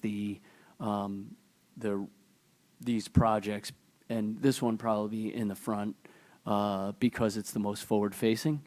You know, we wanted to provide a lobby area where people would come in and it's a little bit more welcome. It's currently dark. The lighting is not great. You know, it's old and just needs to be updated. Any questions on that particular item? Yes, sir. Yeah, sometimes it's a sergeant who is in the acting capacity of a lieutenant, but for the most part, it's a lieutenant. So the second part of that project is our community room or a training classroom, which is up on the second floor. We're looking to upgrade the technology to provide better service when it's used as a community room, in addition to a training classroom, which is used not only by our police department, but many civic groups within the town, and also other agencies that we would lend our classroom out for any type of event. Primarily, that would be for technology, increasing television screens, putting in a podium that can operate the television screens, and just provide a better user experience for those who are proctoring whatever type of meeting they're having. The third part is carpeting or replacing carpeting within the primarily the second floor of the building, and some smaller areas in the downstairs, but those will likely be incorporated in the rehabilitation of the lobby area, shift commander's office, and records area. Any questions on that? Questions? Questions from the board? Okay. Mr. Testani? Hey, Chief, thanks for coming. So if I understand it right, the total request, it encompasses all 3 years, is that right? Good. Is that, because year one is was that the 300,000, or was the 350 the former ECC redesign? I think I'm a little confused on that. Sure. The year one is 350. 35,000 is an estimate for the carpet rehabilitation. 50,000 is for the community room, and the remainder is an estimate for the reconstruction of the lobby, shift commander's office, and records area. What's the estimated time frame, Chief? Like, let's say when you say year one, you're anticipating completion, beginning of the project and completion within year one? Is that? I probably can't answer that question truthfully. We put out some bids in 2021. We did run a bid process. We did get some numbers back. I would imagine from 2021 to 2023 that those numbers would have changed significantly, and that was just for design and remediation. Thank you, Mr. Testani. And Mr. Testani, I maybe want to follow up on your question, and maybe this is what you were asking. So, or maybe this is a question for Jared, but is the intent that you would, so these 3 projects are in 3 separate years as capital non-recurring, so in that bucket under $1 million. Is it the intent to seek approval for all 3 phases at once, or, I mean, Jared's here too. Would this be, just part of the, because typically these non-recurring capital projects under $1 million, we usually take the whole list of them, and in one meeting in February or March, we kind of go through the whole bucket, and they become sort of a line item in that bond issue, or a part of it. So is the intent to ask for all three phases at once, or just phase one for funding? I think the intent was to do them separately, and with this Got it. one, Okay. and I think I included it in this one, that this would be, this is a new proposal for ARPA funding, that we would fund Oh, this through I missed ARPA. that. There's a bunch of new ARPA The- proposals listed, Dur- Lori. dur- During the. I missed that. During So- the, during the last working group meeting, there was. So this there is was a part lot of the ARPA money conversation. that comes from the fiber optic thing? Yeah. Got it. Yeah. So this is one of those that we earmarked as a potential for ARPA funding. Gotcha. So not bonding. All right. So you remember we talked about it at our No, last meeting? I remember. I and just Mr. didn't. Walsh brought up, you know, how I missed the last meeting. Yeah, the non-reoccurring was a little higher than it had Yep. been in the past. And, you know, we discussed the cushion we had, the extra money we had in the kitty there. And so Jared and I went back and looked at the list and tried to identify some projects we could potentially put on the ARPA, you know, and bring them through the town bodies. And we thought this one would be a good one. Okay. So then the ask would be to sort of transfer the ARPA money, right? And we would do that all at once for the total of the 3 years? Or, No, because remember, the ARPA has that deadline piece. right? So we thought we could potentially do, if you look at the, Jared slotted in there, he identified three items that make sense, like would fit, Yep. but still leave us, remember, that cushion we were talking about for projects that would go over on ARPA because of costs overruns and things of that nature. So we- just phase one. Right, so we just just phase- identified three projects we thought Would could help if I potentially. read this more carefully. It's but I got okay. it. No, it's fine. One would be ARPA, and then phase 2 and 3 would come forward when the non-recurring capital normally come forward in the spring. Gotcha. There are three distinct, phase, once we do phase 1, it's not, that could stand alone if need be. That's correct. Got it. Sharon. Ms. Pastilli. Thank you, Madam Chairwoman. Sharon Bastilli on the RTM District 3. Through you to Chief Calamaris.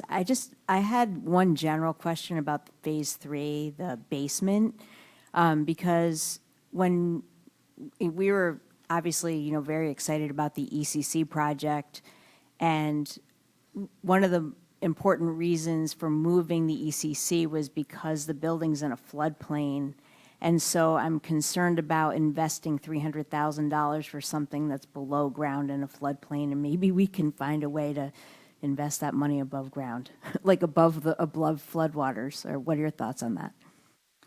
The proposal for the basement would be to put a fitness center down there.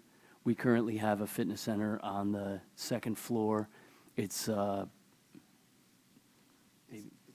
and small, and we're going to have to utilize it for both the men's and the women's locker room. We're going to steal half for the ladies' locker room, half for the men's, so we're going to lose that space. So there's a way, like if we were to put a fitness center in the basement, then we could keep everything off the floor so that if it did flood, we wouldn't be losing everything? Yeah, and the well, if so yeah, there's no technology involved with a fitness center. It's industrial equipment. It's not, when the ECC has computers and servers and things that run that operation, completely different from workout equipment. So there's no loss underground, is what you're saying. So okay, thanks. Sure. Other question, Mr. DeWitt? Yeah, thank you, Madam Chair. I'd kind of like to hear a little bit about this ARPA money moving, because this is the first I'm hearing. I'm seeing in here on page 1 of the town anticipated cost of projects. There's fire ARPA proposal. There's a Sergeant Murphy playground ARPA proposal, and then the first tranche of money for the police department the chief's talking about. Is that it? Is that the only ARPA money we're moving around? Well, those are the three projects that we identified that could potentially be used for the additional ARPA funds that we have. And then I would have to then put those on. And we discussed this at length at the at the workshop. And the whole point really of having two Board of Finance, two RTM, and Board of Education leadership is there that hopefully they report back to the respective boards. And again, we made sure that they were taped on FairTV for everyone to see and be kept up to date what we were doing. But I would have to put those on an agenda. Obviously the same thing, Board of Selectmen, Board of Finance, RTM. But I just thought, when Jared and I kind of looked at the list and we knew how much money we had and those items, those items seemed like good items to choose. So we're going to have a separate meeting to readjust the ARPA money? Is that what? No, or no, are we no. gonna do it by- I would have to put it on the Board of Selectmen agenda like I Right. did the ARPA. And then, discussion and vote, and then it goes to the Board of Finance and then the RTM. Okay. Yeah, No, so that's- last time we had an adjustment to the ARPA schedule, we just did it during a quarterly meeting. Right, Where yeah, and that was the one where we took off the fiber optic project, we approved extra money for Stratfield Village. Right. So, Correct. At an upcoming meeting, the proposal would be, so again, not voting here, but this is the intent of what the ask is going to be. Got it. All right, thank you. Mr. Testani? Yeah, hey, Chief, I just have a quick question. It sort of dovetails off Ms. Pacelli's line of questions, but under 3, the detailed description of proposal, you talk about are these considerations for all the projects? Is it just this first project?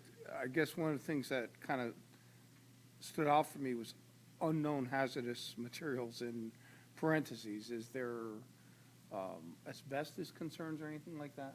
Or is this just for one piece of the project, removal of walls, reconfiguring walls, remodel bathroom, that it applies to whatever piece of the project's being considered at that point? Is that fair to say? That's fair to say. I think it's just considerations that we may run into if, we start breaking open walls. Right, and that's something that an architect would have to look at prior to the proposal. Okay. Any other questions on this, on the police station proposal? Okay. Questions from the board on any of the other projects listed in the town waterfall on or the town capital project list on Exhibit 2? Many of these probably look familiar because they've been around in one form or another, but Mr. McDermott. Thank you, Madam Chairwoman. Through you to Chief McCarthy, I'm looking at some of our information from our capital planning working group meetings, and that shift commander vehicle was $110,000. Why I'm glad that we moved the ARPA money there, which I had suggested at our last meeting for several of these items, since we have, $2.3 million available after we move some money around. So is that up? It's up $40,000. Why is that? Or do I have old information? Could I just ask if you're done, or if there's no further questions? Okay, very good. Thank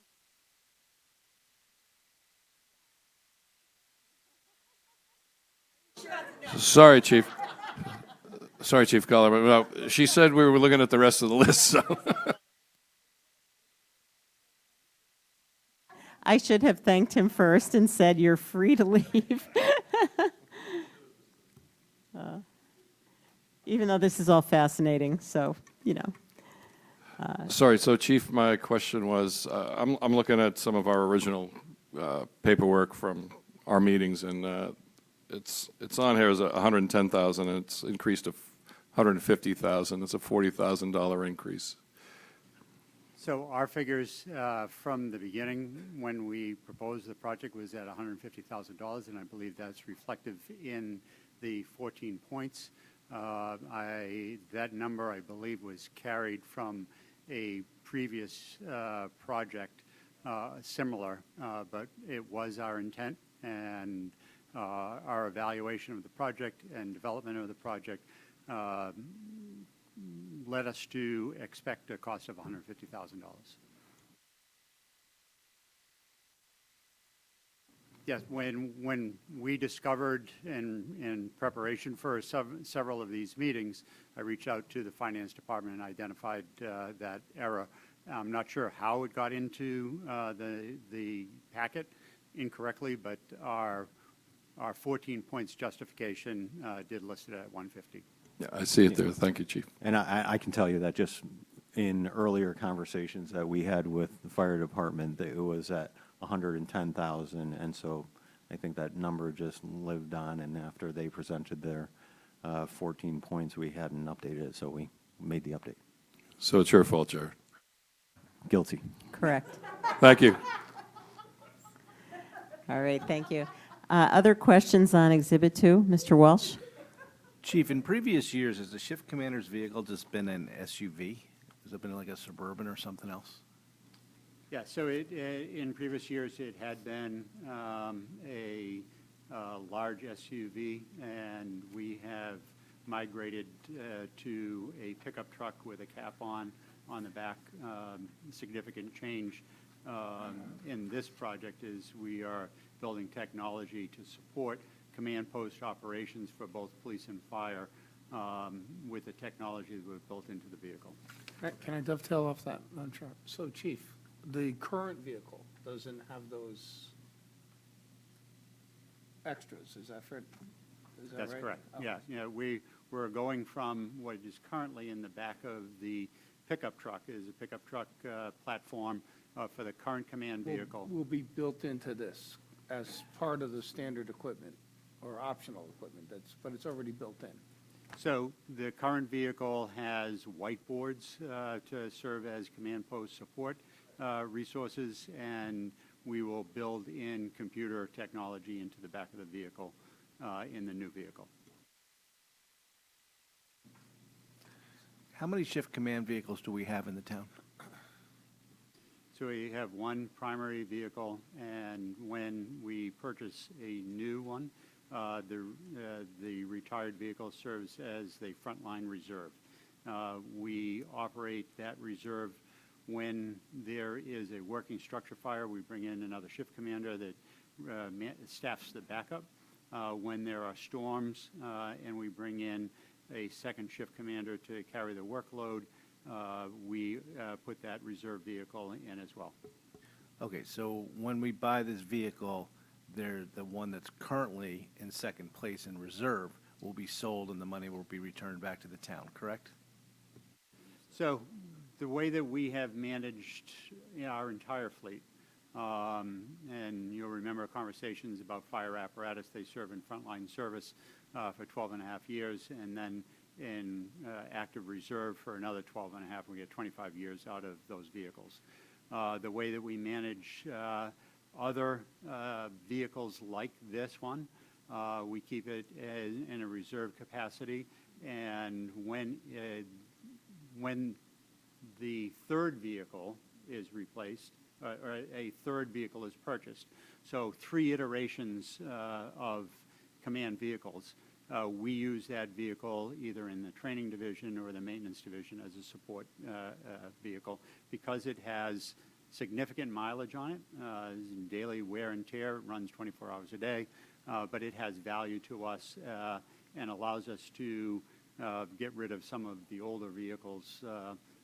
It is a valuable piece of equipment for support.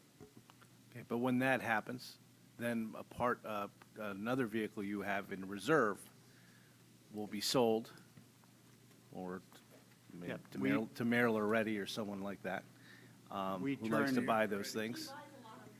I know he does. He buys our stuff that should. So that's what would happen. Something would eventually be sold. The retired So vehicles get turned over to the purchasing department. They surplus them with other vehicles from other departments. Okay. And that money goes to the general fund. Yeah, okay. I think we all agree that at some point we should just maintain the same number of vehicles so that we're just not growing a junkyard full of vehicles as time goes on. Okay, thanks. Yeah, we do not expand the footprint of our fleet. Thank you, Mr. Walsh. Mr. Mottola? I don't have a question for the chief. I don't know if you wanted to. Does anyone else have a question for Chief McCarthy? Mr. Bateson? Yeah, thank you, Chief. I'm trying to equate if this is a huge increase from the last vehicle. The last one we have is, I'm going to say it's existing car 3 of 2019. Is that the current shift command vehicle? That's correct. Do you have any idea what that cost us back then?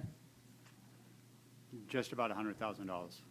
Okay. Because remember, we had a conversation with the Board of Finance whether that vehicle was over the limit or under the limit for a capital or operating capital. Okay, so the difference between that vehicle and this vehicle is, it sounds like this one is more tech savvy? That's a good analysis, yes.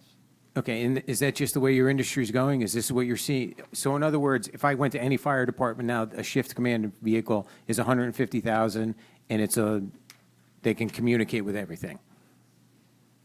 It's the direction the industry is going. Certainly, there are departments that still run as we have in the past with a whiteboard kind of operation. Given the demand for information at an emergency scene, being able to download video from the school system cameras, to download floor plans, to have that at our fingertips for both police and fire. We've had this conversation with the police department to be supportive of them at emergencies when they are the lead and we are in support. So the command vehicle is easy access to that data, and yes, it's the direction that the industry is going. Okay, and any one time, we only have one shift commander, correct? Except during storm emergencies. Then you'll bring in number then there would be 2. a second, or if there's an active working structure fire or other hazmat emergency, if we bring in a off-duty shift commander to run the rest of the community, we would put the reserve into service. And the reserve one is going to be that 2019, which you're going to make the auxiliary shift commander vehicle. Correct. Thanks. Thank you, Mr. Bateson. Mr. Testani? Yeah, Chief, I just have one follow-up kind of along the same lines as Mr. Bateson. So the existing vehicle, by the time you write in your 2 under purpose and justification, it's going to have 82,000 miles on it by the time, like, let's say we get this new one. Is that comparable to what you've seen in the past? Is it more or less? I'm just trying to get an idea of, it doesn't look like it's unusual because you're saying it 16,500 miles per year, but that doesn't equate to 8,000 in 3 years. So I'm just curious. Was it more than expected in terms of the miles? So by the time we get this vehicle, and we're projecting that it will take us a full 12 months to 18 months to get it to put in service. So I think the numbers will probably equate to what's listed there based on that long lead time. And that's part of the supply chain difficulties that everybody is having, especially with emergency vehicles. It is the standard. We are running a little bit heavy. The number of calls have gone up probably about 10% since this vehicle, 10% a year, since this vehicle has been purchased, the 2019. So there is an increased demand and increased wear and tear. Thank you. Thank you. I just want to, and these are all really good questions, but I do just want to remind everyone that, we are going to have an opportunity to discuss all these when we vote. So we do want to try to avoid the deep dive because I know we have a lot to still get through. Any other questions for the chief before we let him escape? I'm escaping right where. Sounds like you're off the hook. Good night. Thank you very much. All right. Thank you very much. Okay. Appreciate it. Any other questions from the board on Exhibit 2 on the town side capital projects list? Can I just want to make one comment about one of the projects on there. So as we were working with the WPCA and kind of moving their projects around, I had taken one of the projects, which is not a WPCA project, but Turney Creek, and moved it into FY '27. I think this will actually make, given some of the previous comments that may be happier about this, I would move that up to be either 24 or 25. It's a shovel-ready project, and we are, it's definitely something that needs to get done. Is this We're the try- we're- we're 3,575? trying- This was, yeah, I think that was half of it. I think it's over 2 years. Got it, okay.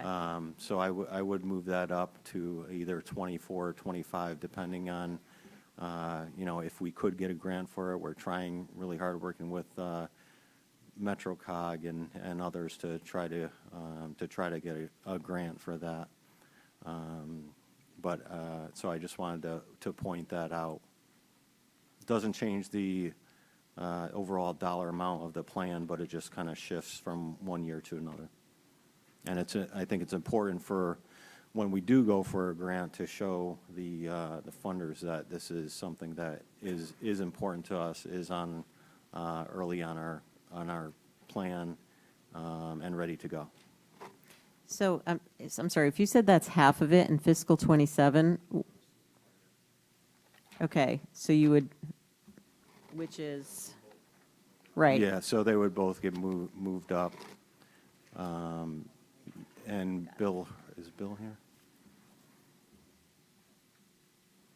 Okay, so when you say 24, 25, move the 2 years up to 24, 25. Or fiscal '24 and fiscal Right. '25. Right. Got it. And we're not certain that it's going to happen in '24. Again, it depends on us, whether or not we can get a grant for it. And, it's not in great shape, so, something could happen to it where we just need to do it in '24, so. Okay.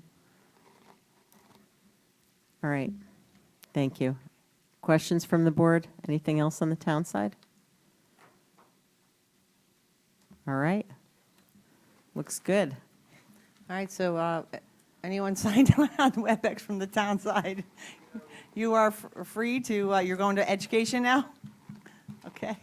We're going to come back to WPCA, so Okay, well- Jared has to stay, but. All right, well, I know Jared does, but the first select woman doesn't. Who has to give a very early morning speech at the Chamber's Economic Outlook breakfast, so. All right. All right, well, thank you Mr. then. Cattell, Mr. Mercilio, Mr. Bishop, Mr. Calabrese, you're all, They're all multitasking You're behind off those the hook. screens. Sure, of course.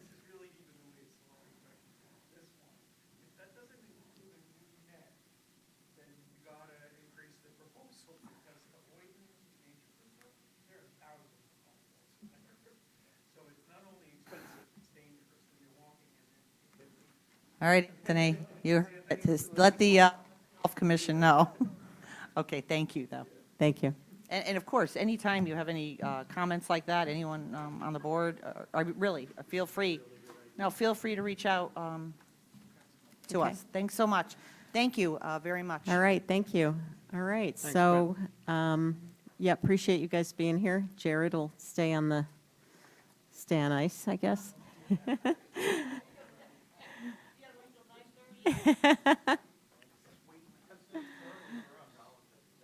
All right, so thanks. So we have our representatives from Fairfield Public Schools and the Board of Education. Welcome. I'm not sure who's going to go first and kick this off. I'll turn it over to you guys. Mr. Testani, maybe?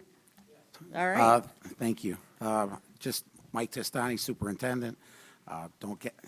Haven't had the opportunity to meet all of you officially, but thank you for the opportunity tonight to collaboratively work together on these important school projects.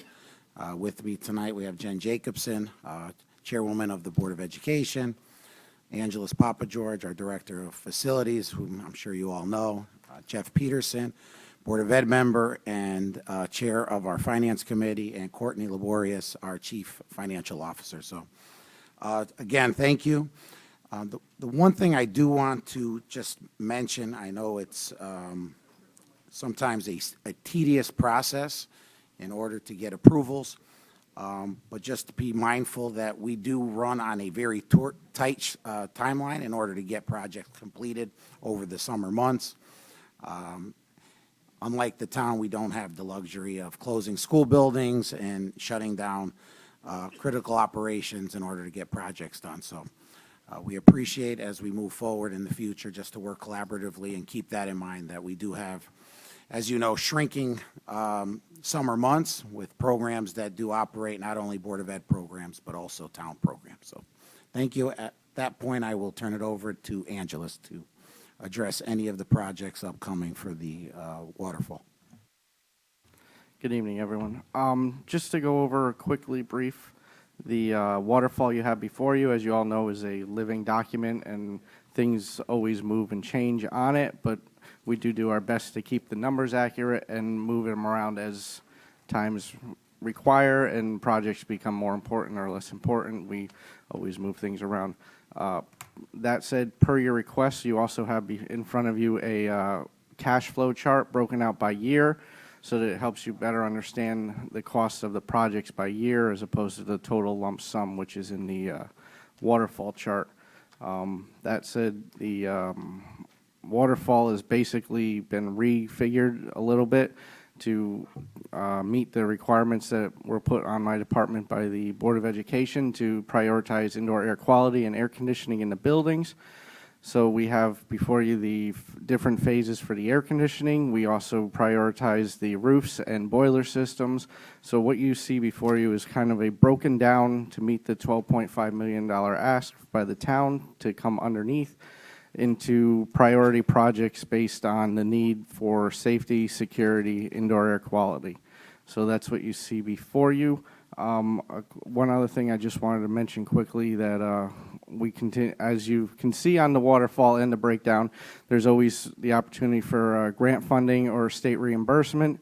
One thing we did get approval from your committee was the BMS control system at Fairfield Ludlow High School. When we came before you, it was said that that would not be a reimbursable project by the state, and it is still not a reimbursable project by the state. However, working with my department and our vendors, we were able to secure a $75,000 grant from UI, so that will be coming back to the town as good money for the general fund. Other than that, I welcome any questions on the projects or any questions at all. Madam Chair. Mr. Testani? The roofs, wasn't that something we already had voted on as well? Yes, so you'll see the book before you with the projects in it. You will see that the roofs are still listed as part of the project ask, but they were approved already, and they are actually getting ready to go out to bid. As Mr. Tassani mentioned, you know, the importance of us getting projects moved through the process as quick as possible because we do have that short summer months. You guys approved those roofs back in October, and just last week we received the permission from the state to go out to bid for those. So it is a very long process, so we do appreciate you guys working with us.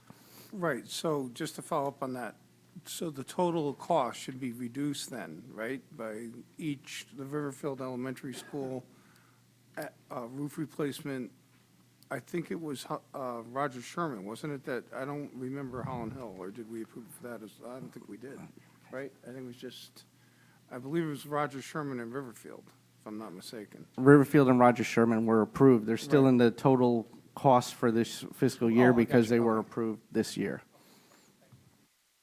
Just so you know, the projects in the book are three secure vestibules, and then the other projects that you see before you are all requests for funding for planning purposes and design so that we can be ready for bid and ask for the full projects in the next fiscal year.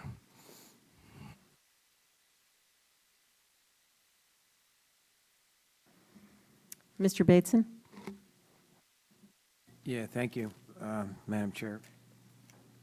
Angeles, on this thing, page 1, the vestibule project for Fairfield Woods Middle School, why is that in yellow? Did that get moved up? What's Why is that highlighted? Second page. It's in 23-24. I apologize. The colors I thought we had taken off, but those are for internal, so there's no. It means significance. nothing. It means nothing to you guys. Okay. I see, I know air conditioning is the end-all, be-all for the next couple of years, and I see roofs and boilers mixed in, and I see that we've got Dwight and Jennings now pushed out. Well, the only thing I saw in here that kind of caught me off guard was Osborne Hill. I don't recall Osborne Hill getting significant dollars. I don't know. I know we got a lot of projects, but I thought we just did something at Osborne Hill. What's going on there? Didn't we do an annex? We have the annex at Osborne Hill. We just did the roof at Osborne Hill as well. So those are two projects. This annex project that you see on here would be to enclose the walkway between the annex building and the main building. $6 million for a walkway? That can't be right. Yeah, there's also. You're playing with me here, right? No, so that is $6 million is the project. There was other parts of that as well. So I would have to go in and break it down for you. But No, we can do I that. just wanted you to know that I don't remember Osborne Hill leapfrogging up to the front. I understand smaller dollars get better attention and sell better, but still, that one kind of caught me off guard. I thought, let's put it this way. When I look at school, when I drive by the schools, it's like, okay, we did that one, we did that one, we did that one. I drive by Osborne Hill, I look at that one, and I'm like, we did that one. So I was just kind of surprised to see it. Absolutely, we can break that down for you. And it's, 7 years out here, so I guess remains to be seen. Okay, Mr. Mottola? So I remember let me rephrase the question or start it this way. What, if anything, is the district doing with respect to Dwight Elementary School? I guess two questions with it. One is, I see you have it way out in 2930, 3031. I also see that it's not part of any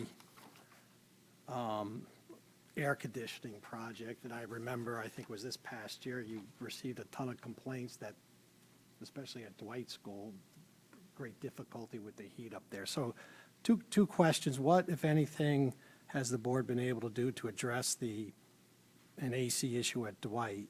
And what is, and you may not be able to answer this question because I know that might be, a lot of things may depend on it, but what's the thought process with respect to what the district is going to do with Dwight from the perspective of, is it going to be totally renovated, new school?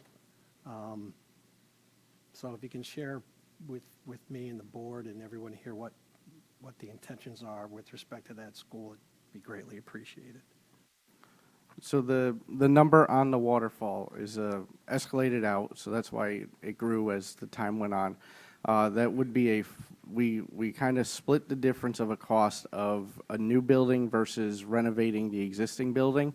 So that's where that number came from. A couple things to keep in mind also, what elevate that price is the topographical area over there. It's not a flat lot, it's multi-layered, and also included in that number is a projected cost to bring a sewer line up to meet the building and increase the size. And what about with respect to any air conditioning at Dwight? Is that just going to wait until? So air conditioning would be a part of that project, would be to completely air condition a building.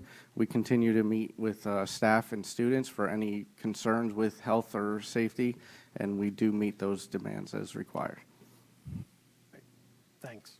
All right, thank you, Mr. Mottola. Ms. Bastilli?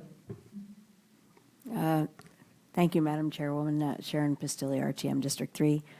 I have the same exact questions, but for Jennings. So my kids both went to Jennings, and at the time that my son was 7, he's 22 now, the building was an oven, and his first grade teacher was like 8 months pregnant, and it was completely unsafe for her because it was so hot in that building. And I mean, maybe I need a new prescription, but I don't see Jennings on here for air conditioning. Can you set me straight on that? So Jennings, just like Dwight, would be part of the renovation project, would be to add full air conditioning to the building. And again, just like Dwight and all the other schools that don't have complete air conditioning, we do meet the requirements as needs come in for health or safety concerns with staff or students.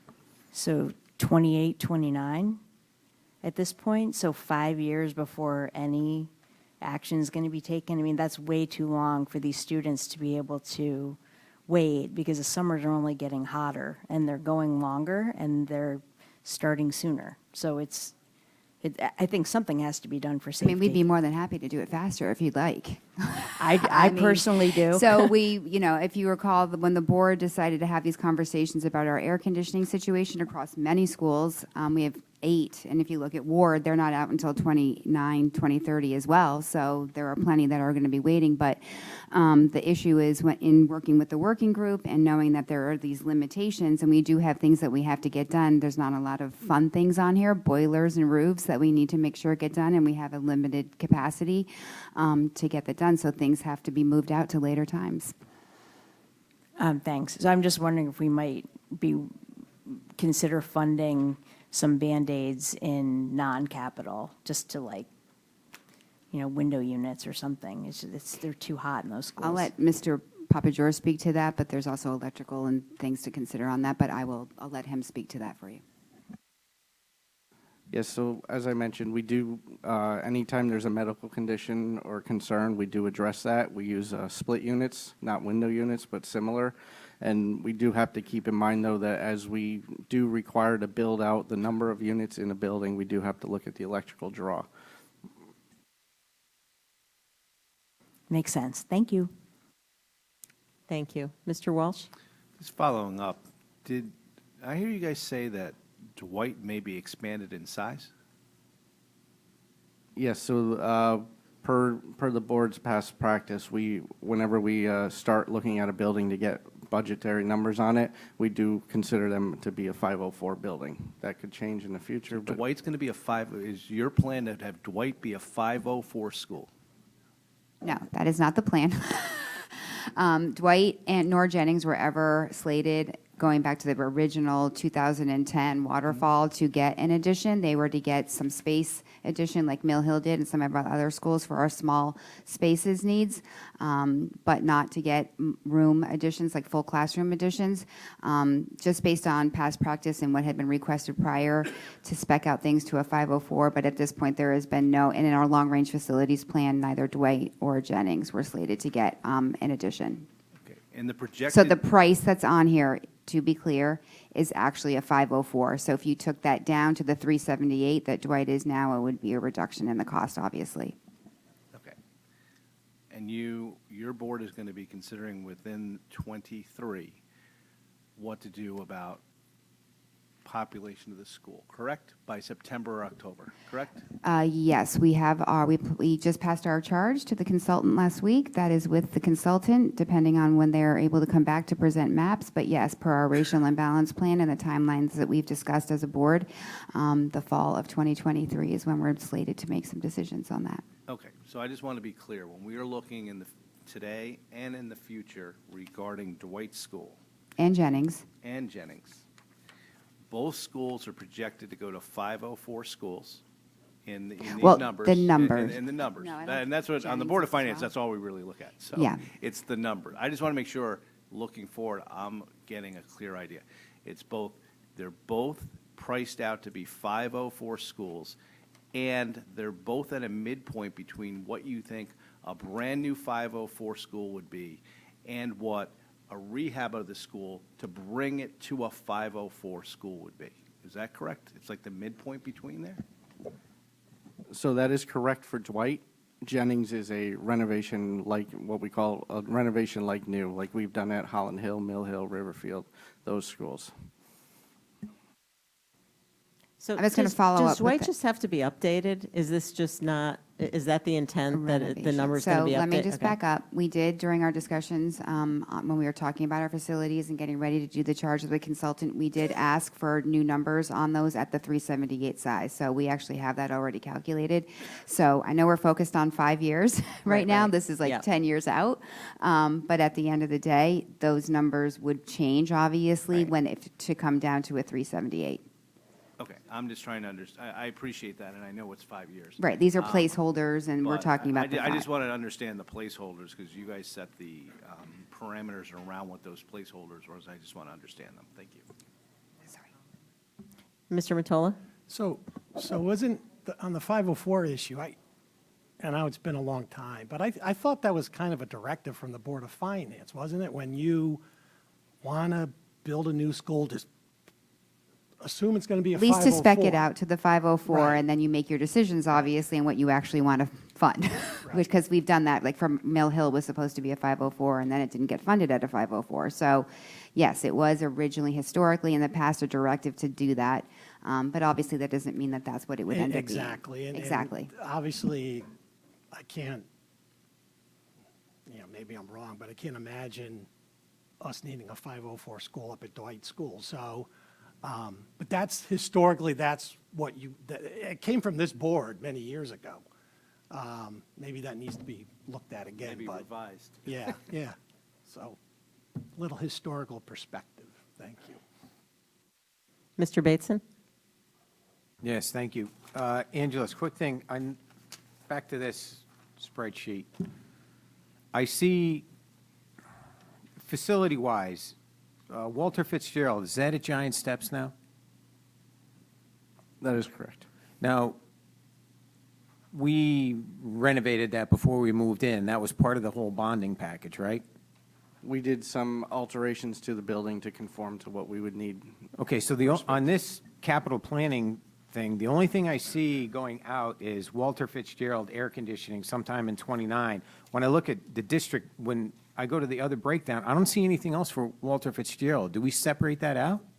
No, we did the work we felt was needed at the time for making it to conform to what we need as a building. At this point, we don't see any needs for that building other than the air conditioning, and it's a small air conditioning project because there's only small parts of the building that are not air conditioned at this point. Okay, so it's not just an omission, there's nothing out there. Nothing out there at this point. We will definitely be working through that. We may end up putting a roof or something on there, but for now, everything is in working order. Okay, thank you. So just the timing, and I know you're going through your process. You gave the charge to the consultants. You're going to vote on the redistricting plan sometime in the fall, October, something like that. So how does that translate into the timing of changes, realistic changes that are going to flow into this plan?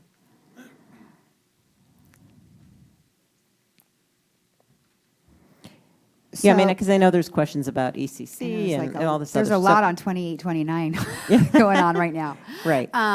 But yeah, so we charged the consultant to look at obviously a number of scenarios around the situation, including the possibility or feasibility of operating with 10 versus 11 elementary schools. So that's something that they will be looking at in terms of, just our population in general, if we can actually fit reasonably within 10 or not. So that's one. Also repurposing possibly a school for an ECC site is another scenario. So until we have all that information back, and I can't give you an answer.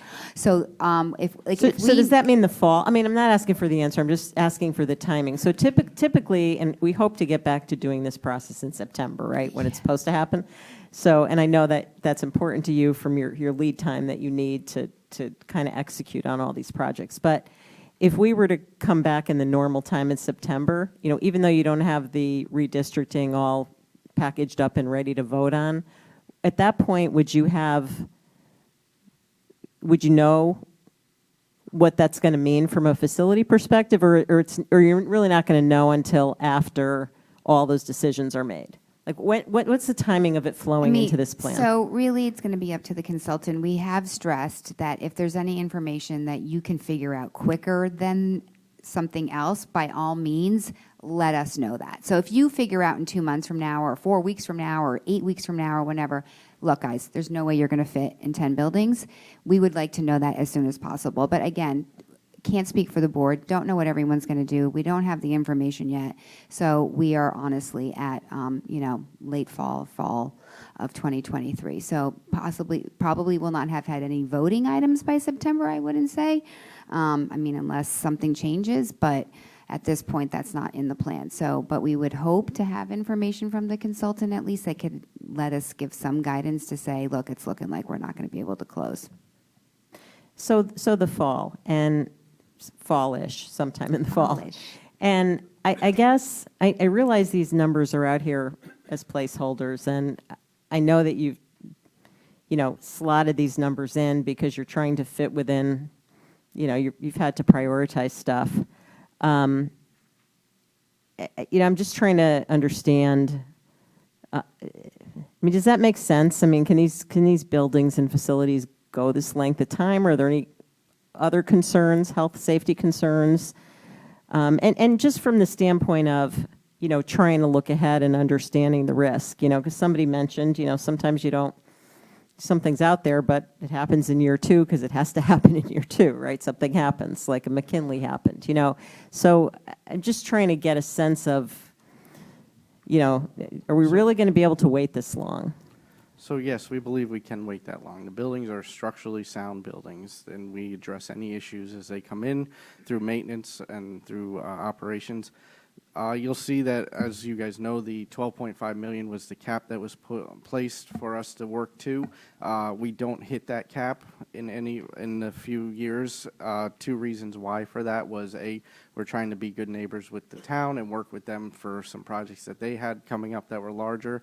And also it gives us that ability that if something were to come up, like we do need to replace a rooftop unit or something like that, we have that flexibility where we can bring it before you and still present it as part of an emergency project. Okay, thank you. Yeah, I guess, the 12.5 will obviously change over time, as we move forward, but it just seems like, at some point, if that timing is realistic, we have a little time to think about it, but from a planning perspective, these projects just don't fit in a single year. So I think what that means is that we just have to think about kind of funding mechanisms. And, maybe it's something a little bit out of the box, maybe something like we've done, for the remediation issue in Penfield, where money is set aside over time. So just a thought. Other comments, questions on Mr. Walsh? I just want to be clear. So for the air conditioning for the high schools, when do you think air conditioning will be turned on? Is it going to be 29? At this point, 2029? At this point, that's where we're predicting.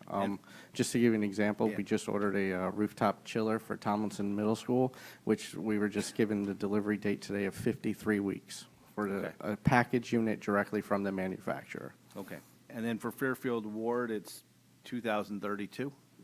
Correct. Okay. I just, I think there's some people who read about this but don't really understand the phasing of it. So I just want everybody to be clear, because I think there's some people out there that think these 2 high schools are going to be air conditioned within a year or 2. And Absolutely. It's a bit further out.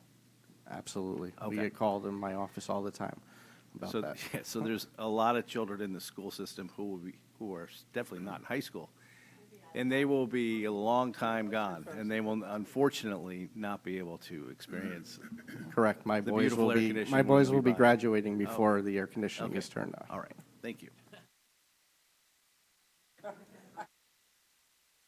So can I just ask a generic, and I don't know if this is a fair question, but Mr. Schmidt brought up the point on the town side, and obviously the town's got just a larger absolute number of projects and variety of projects, but, part of the struggle on the town side is the ability to operationally manage all these projects, not just the money. Is it fair to say that the dollars are driving this staging of these projects, or are there are there operational considerations as well, given that you're limited to the summer months? Like, how are those two interplaying? I mean, if you had all, I'm not offering anything, but if is this purely driven by, the 12.5 million, et cetera, or are there, to what extent is it operational? It is mostly budgetary. We have the ability to add on. If we had to add on projects, we would figure out a way to do it. My department is very strong with projects and overseeing projects, and we work with great contractors and engineers that have a dedicated service to the town and have been with us for a long time and are willing to continue working with us. That, Lori, can I follow up? Yes, please. I think going back to your statement about September, for us, and Mr. Testani spoke to this piece, that for the summer work, when we have to do this work, is critically important. And I'm grateful for the opportunity to have been sitting for a little bit of time on the capital working group to have an understanding of everything across the town. However, I would say that my concern on some of this is that if everyone doesn't keep up their piece, the town body approvals, and we don't set some sort of a schedule for every single one of these projects and for every single one of the town projects, these buckets could start flowing into each other, and we're going to have escalated cost and then an imbalanced system in place. So this is wonderful on paper, but it relies upon Board of Selectmen, Board of Finance, RTM, state approval, purchasing, Yeah. Yep. RFPs, Yep. and all of that to be like a year ahead of time.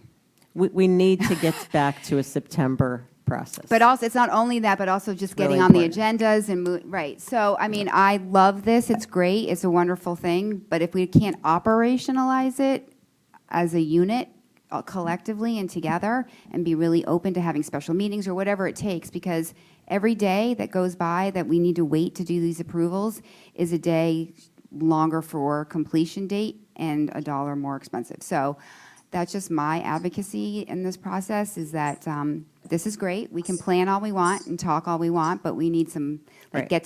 get to the voting part, in other words. So, Understood. Okay, thank you. Thank you for that. Mr. Flynn?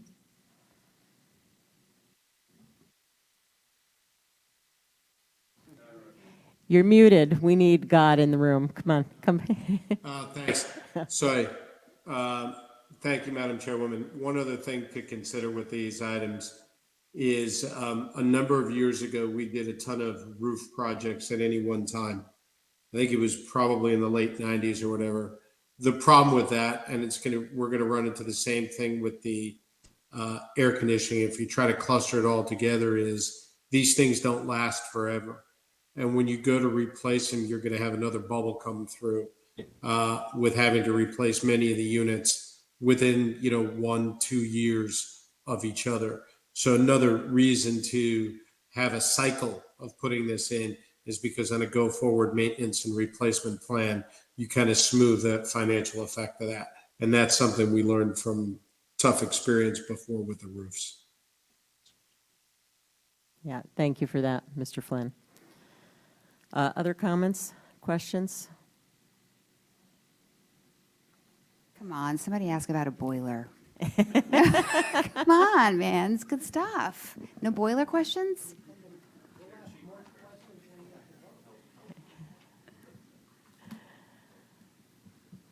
Looks like you're good. But what I'll do is, I'm sure Mr. Testani and myself and Mr. Peterson as well will, as we get information, right, Mr. Testani will share with the consultant, like anything that can be helpful, more than happy to just keep ahead of that and not need to wait for some official meeting, right, in order to share information that we might have as we go forward. I think that's helpful, and particularly and I know these are down the road, but because they're going to require some, thought and perhaps some planning around funding, I do think it makes sense to try to, button down with a solid set of assumptions, like what we're going to do with the Dwight, I mean, like the idea that this is a halfway point between renovating and rebuilding and a 504, but it's not a 504, that'll be helpful, because then we just we sort of know what it is. We can talk about what the cost escalation assumptions are and all those good things, and start planning for it. So, okay. Thank you. And the other thing, if you don't mind, Madam Of Chairwoman, course. is, as you guys are getting through, especially the air conditioning projects, I know you have an escalator in the numbers and things like that, which is great. But as you get through like the first project and you realize, and hopefully it's going to be under budget, but even if it was on budget, but the scary part is if it's over budget by a lot, that we adjust numbers as you get to know there may be changes. So if you learn for some reason there's a change for whatever reason, as we go through this year after year, just try to make the change as soon as possible because we've got a lot of projects. Thanks. We absolutely always update the numbers based on best available information. And just as an FYI, we did have to go through as part of the state grant application. They did ask for outside estimators for the air conditioning projects. So we did work with an estimator, and our numbers came in right on target. Good to know. Sure, Mr. Astorita. Yeah, guys, just one quick question. When you project out your facilities usage, do you factor in at all potential changes to enrollment, either up or down? Is flexibility built in here to respond to anything like that? Absolutely. So the demographers, they have their formula and their information gathering, but we rely heavily on their expertise in projecting out what the enrollment will be down the road, and we're going to plan accordingly. I do, to the point Mr. Flynn made as well, I think it's important to know that in these air conditioning projects, to make sure that we follow the guidance of the engineers. Mr. Mottola is aware, in many cases in projects that I've been involved in, that is where they cut corners, is on HVAC and undersizing units, which then tend to not last as long as they should, and replacement comes at a much faster rate. So I think those are some of the important things to know, that it's better to be a little bit more cautious in how the engineers are pricing out and recommending tonnage and chillers and everything else, rather than to be try to be penny wise and pound foolish later on.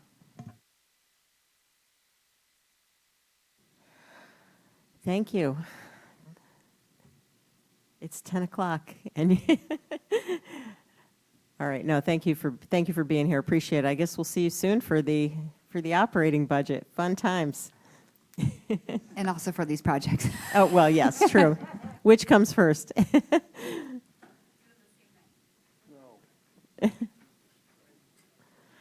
Thank you, everyone. All right. So we're going to move on to the WPCA. Is everybody ready to roll right into that? Anybody need a quick break or? Okay. All right. Save the best for last. Jared, are you going to take us through this? Okay.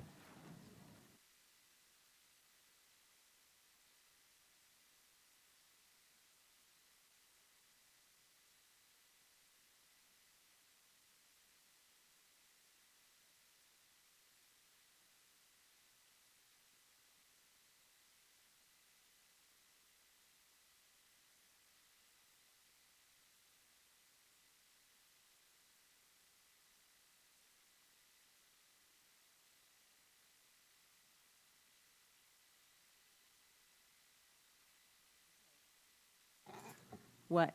No, so we are, so just to remind everybody, so we still have not discussed the waterfall for the WPCA, so that's part of agenda item 4 still, so we'll wrap that up. And then the next agenda item is to look at the plan. And that was the information that we had requested during the previous meeting prior to approving the capital project that was put before us. So let's get through the waterfall first, or the capital projects listing first, and then we'll move to item 5. So Jared, do you want to just summarize this briefly, and then we'll do Q&A?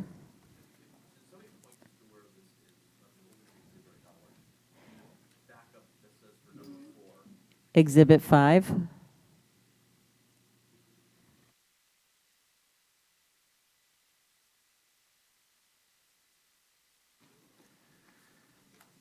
Yeah, it's in Exhibit 5.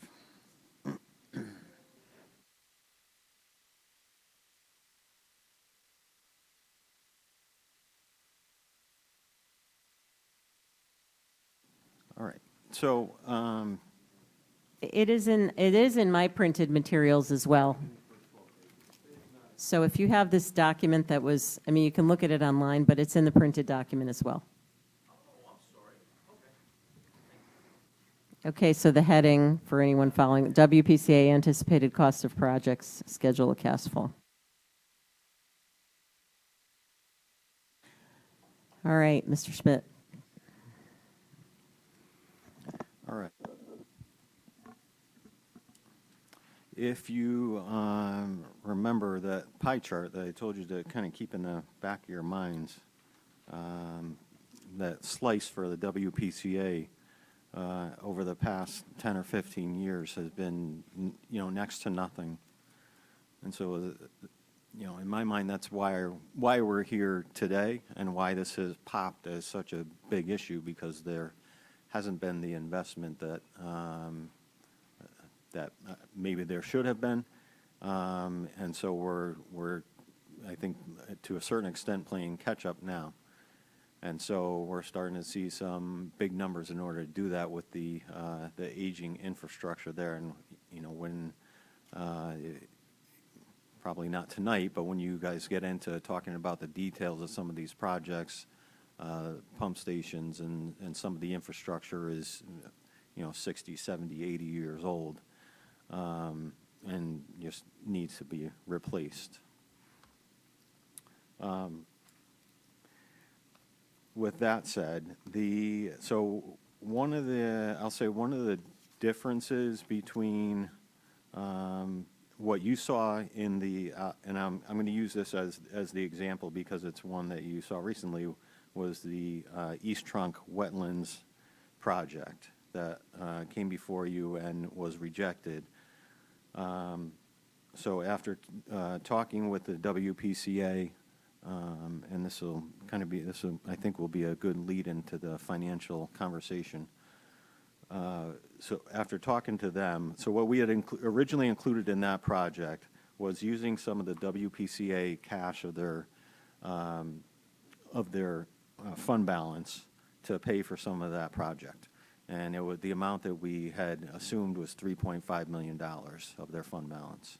And after talking with them and seeing the needs of the WPCA into the future, and talking to Joe DeVanzo about it, I think we decided to go a different route and to make it more sustainable and longer lasting.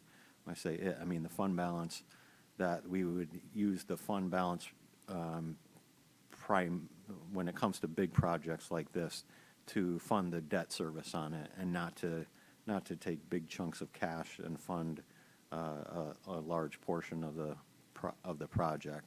There is still some use, and Joe can talk more about this, but there is still some use of the fund balance to fund some smaller projects, design work, and things like that.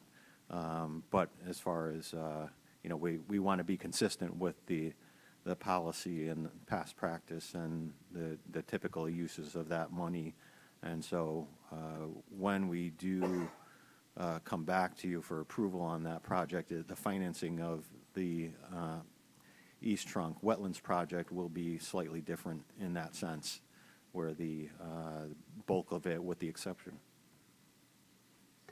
We got a message. People are having trouble hearing you on the WebEx. Can you speak more into the microphone?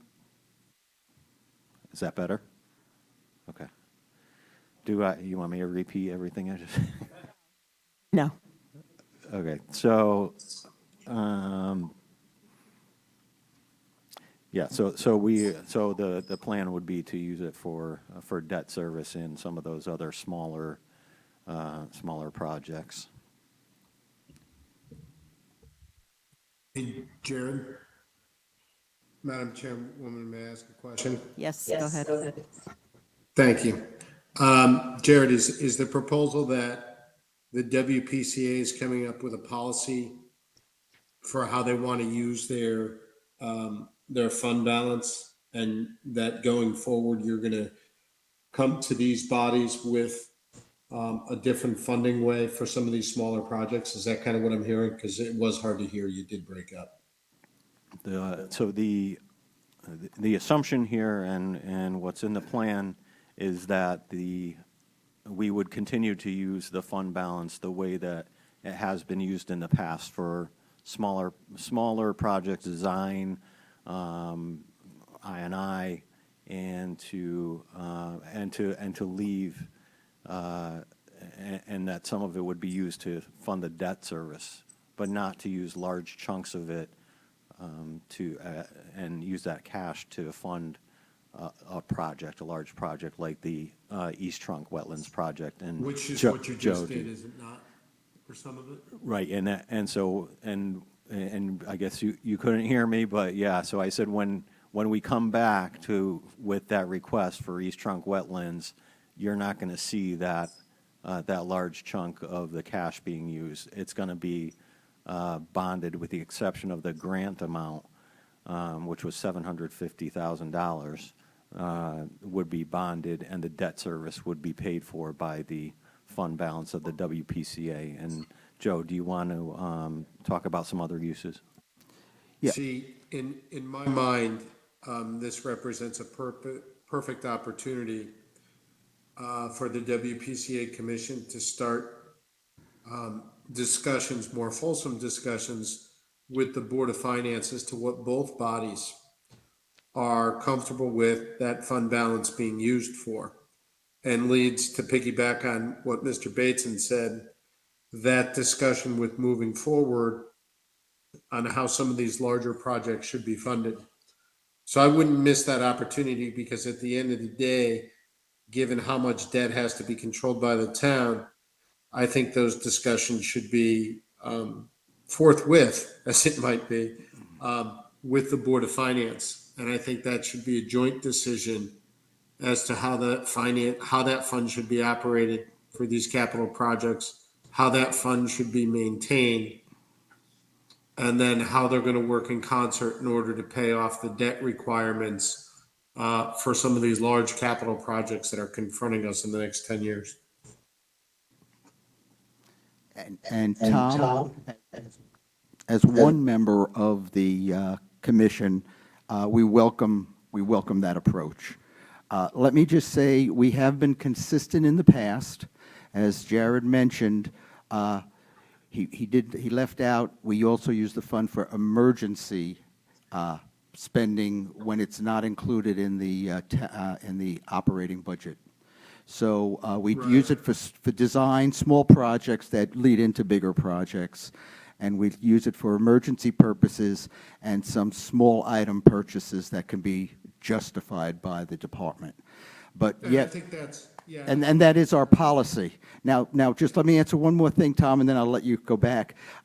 When we presented the East Trunk line, we were trying to be good citizens. We were asked by the town to try to absorb, to bring the capital number down for that year. And that's why when we presented the last time, we presented, we would take $3.5 million out of our balance to pay down the capital amount. That would have been, that is inconsistent with what we have done in the past forever. And I understand that, and I respect that, and there's nothing wrong with that. I guess what I'm coming down with is some of what we did in the past is irrelevant given what we're facing in the future.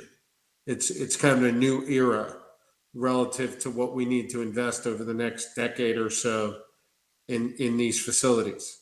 And I think to piggyback again on Mr. Bateson, the more clarity we can get and direction we can provide with the town working in concert with WPCA, I think the better off everybody is.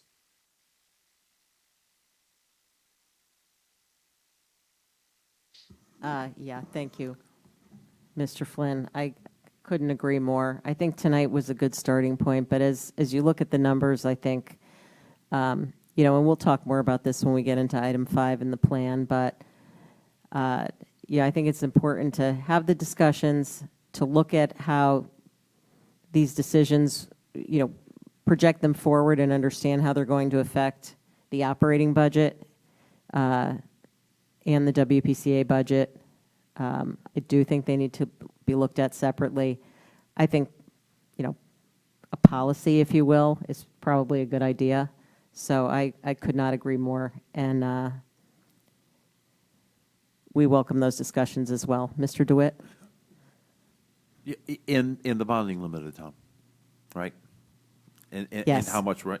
Now, so looking at this waterfall, am I to understand that so this is a mix here, so we could be seeing some of this funding coming from bonding and some coming from the self-sustaining fund, is that correct? So there are a few things here.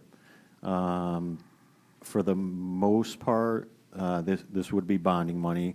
There are a couple of items that have grants attached to them, and you would see that in the So even the non-recurring under $1 million would still come from bonding? No, the non-recurring is what we would pay out of our fund, and anything that's under the capital on this sheet you're looking at, the waterfall sheet, would be bonded, or we would ask for bonding. And as So it's a mix, that's my question. So it's a mix, yes, sir. And as Jared said, the only thing missing on the bonding side of this, I'm not going to say the number's going to get smaller, and there are no grants assumed. So we do have an opportunity to lower the bonding number. But the only grants that are displayed on this waterfall are the ones that are known, and there are only 2 that are known right now. Got it. No, that's helpful. Thank you.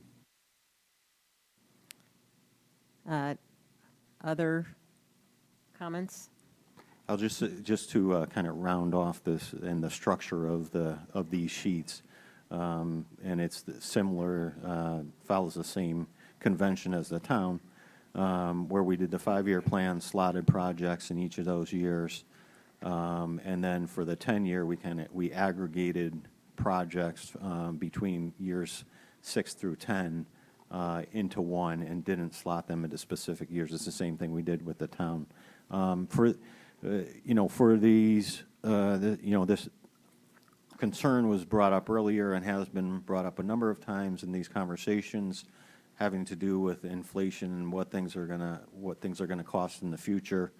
With each of these, we have reached out to a consultant, and so we went year by year and attached inflation to each one of these projects. And in this case, the consultant was, I believe it was 8% was the annual inflation rate. It was either 8 or 8.5 was the annual inflation rate that we put on these projects. Do you know what they based that assumption on? I mean, was it based on last year's inflation, or was there something more scientific? The firm was Wright Pierce. We've done consulting. They have done all consulting work, including our plant estimates. They based it on, from my understanding, is they based it on industry. They were looking at both materials and cost to do the projects, but industry-wide standards is what they were using, from what I've been told. Okay. Yeah, something to dive into as these come before us. But. And the other thing, picking up on Jared's comment before, as far as operationally, you've seen us not spend any money in the last 4 or 5 years because operationally we just couldn't do it anyway. We didn't have the capacity to get it done. Some of the project costs include a project manager to manage it outside of the town employees. Got it. So a professional construction manager, not additional headcount. Got it. Okay. Mr. Mottola, you had a question? Just remind me, so WPCA has not really undergone any major capital project over the last, 10 years at least? I've been on the commission since 2017, and I could say certainly not since 2017, and I would go back 3 or 4 years to 2012. Yeah, at least 10 years, easily 10 years. Yeah, and then, The biggest one was the hardening project. that's what I it? was going to ask you, the Yeah. hardening project. So on the hardening project, who's paying that debt service? Is it a mix of the town and WPCA, or is it just WPCA or just town? It's WPCA. They're paying for that, okay. All right. And does anyone remember, who's been around long enough, if, I think we're in a portion. has the town actually paid some of the WPCA's debt service? I mean, Ed, do you remember? Yeah, when we redid the plant in somewhere around 2005 to 2010, the town paid for the whole thing, the whole thing. And that was an argument back then. Yeah, all right. Yeah, I mean, there's basically I think a philosophical discussion, to the extent that this is, in support of commercial development, for example, that ultimately benefits the entire town in terms of a permanent increase in our tax base, then, it's, there's absolutely a discussion there, so.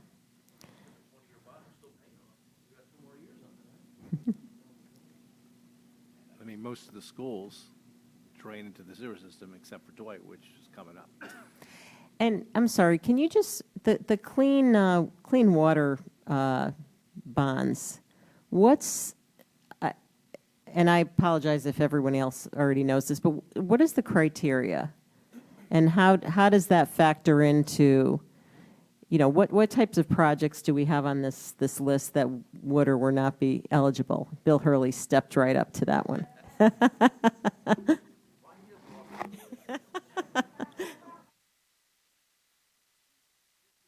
Answer that, John Bodie would have a better idea.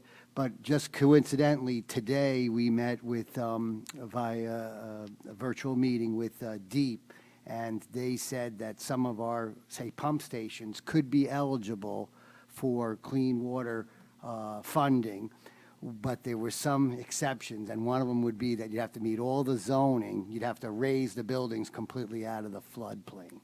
So just as an example of where some of these projects could be eligible, and we're going to obviously look into that, being that there's millions of dollars involved. So I just wanted to give you that, where they want to get the sewer pump stations more resilient and have them last longer, so taking them out of the floodplain. So the last clean water bonds that we had, what project were they attached to? Yes, yeah, that I would know. You'd have to talk to John Bodie on that. Okay. There are,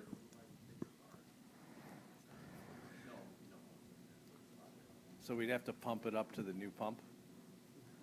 By raising it up? there's two aspects to the clean water program too. There's a grant aspect and the loan aspect. And the loan is, like I said, is a 2% loan typically. I don't know if that's going to change. And then the grant is usually 20%. With some of the federal funding that's coming down from the bipartisan infrastructure law, a lot of that's going to flow through the program. I don't know if anybody really knows how yet. If maybe they go from a 20% bond to 30% or some other way, but that's not really clear right now. We have projects on the list with the Clean Water Fund now. I think there are a lot of different factors involved in it, and right as of right now, we're not really high on the list, but with the additional funding coming, we're hoping that's going to create more opportunities for towns like Fairfield. Did in the waterfall assume, that's how we got to our interest rates. We did assume some of our funding would come through that. So it'd just be interesting, and we don't, not for tonight, but just to understand what assumptions are underlying that. Like, what did we think we were going to get that funding for out of that list, out of this list? We didn't assume additional funding. We assumed a lower rate. That's what I mean, loan, a 2% loan. But we presumably assumed that by saying we'd get a certain amount of these 2% loans based on certain projects in the list. So just when we get there, it would be helpful to understand what those assumptions were. Yeah, and that's one of the things we're trying to figure out is if are the thresholds and all the criteria the same for the grant program as they are for the loan program, or is it a lower threshold for the loan program? I see. Okay. Thank you. Mr. Bateson? Yeah, I don't know when the appropriate time to jump in is. Are you guys done with the presentation? Yeah, I think unless you guys, we kind of did the overview of the capital plan for WPCA, so unless you guys have specific questions about Yeah, mine's then I think we're good. Mine's more observations. A couple weeks ago when the wetlands crossing came across, and I know Jim Walsh raised this point. I mean, honestly, guys, I'm still struggling to comprehend these numbers. I mean, a lot of us at this table have been around for decades. None of us, and I feel like I'm speaking for all of us, had any idea at these numbers. I mean, I don't even know how to plan for this. I mean, I'm just going to go off here for a second because honestly I'm frustrated. I really am. I don't know what went wrong. I don't want to talk about what went wrong. All I want to do is address what's going forward. But, Jim Walsh had every right to be upset at that Board of Finance meeting because, I just added this up, $200 million. I mean, just let that sink in. $200 million is on this sheet. I had no idea. The biggest number out there, I thought, was maybe $65 million for a sewage treatment plant. I've got pump stations. I've got forced mains. I've got things I don't even know what they do. Now, I think what we're suffering from is, going to Tom Flynn's point, we're approaching this on a project-by-project basis and saying, okay, who's going to pay for this? Who's going to pay for that? I say we go to the back end and say, we need $200 million. How are we going to finance it? And I think you need to have that discussion right away. And there needs to be some sort of formula developed that we're going to have to apply to. This is just my opinion. The Board of Finance, you guys can figure this out. But we have to come up with $200 million. Joe, you're looking at me. You don't think the $200 million's right? Okay. But yeah, so I'm thinking, I know that the WPCA can't come up with $200 million. So that means the town is involved. So I think we should start building that model now and applying it to what's been identified going out for the next 10 years and go there. Because I want to keep the sewer users happy. I want to keep the taxpayers content. No one's ever going to be happy. But I want to keep them content as to what they can expect. I don't, every year the sewer bills come out, it's a headline now because it's going up, up, up. And it's even going to get worse with these numbers. So I think we need to start planning for this now. Identify the number. You need 150 million, you need 175 million, you need 200 million. Identified needs, this is it. Let's figure out how we're going to pay for it and start applying that formula now so we're not always wondering and nickel-diming everything to try and figure out how we're going to do this. That's just my thing. That's my thinking. I'd rather know the devil we're dealing with up front than pushing it off and saying, we'll figure out how to pay for that later. If I could, address a couple of points there. One is that, the big piece of this is the facility itself. We need to do some more work, more investigation to determine whether or not the analysis that was done several years ago still holds, or if there's something different that can be done, or if there are other ways that we can, other things that we can do to the infrastructure that would help to reduce that amount that's needed for that project. So, that could help. we're also going to be looking for grants for all these projects. And I think, are we into number 5 yet? Or I feel like Not we're yet, kinda- but kinda yeah. there, No, but- I think, yeah, and we'll move to that formally, but I understand why you're blown away. I remember in the capital working group, I don't know if it was you, Jim, or maybe it was Ken, said, when I look at this, it sounds like total rebuild of our entire sewer system. Were you the one that said that? And John Bodie was like, yep, basically. I mean, it was, and so, I don't know if the number's 200 million. Like, I don't have a warm glow that, these numbers are really, frankly, I'm not disparaging anything, but like, they've been all over the place. But I think the point is, if you're talking about 10 years and you've got this in front of you, 2 schools, right? I mean, it's nice to sit here transactionally and say, well, you need to be below 8.5% and whatever, but this does have to be a broader conversation. We might not be able to have that luxury, and that has implications. It puts pressure on the operating budget, and maybe that forces some other things to be looked at with the operating budget. But I think you're absolutely right. When we're talking about this stuff like policy and capacity and limits, like, you can't do that divorced from the reality of what this 10-year plan looks like.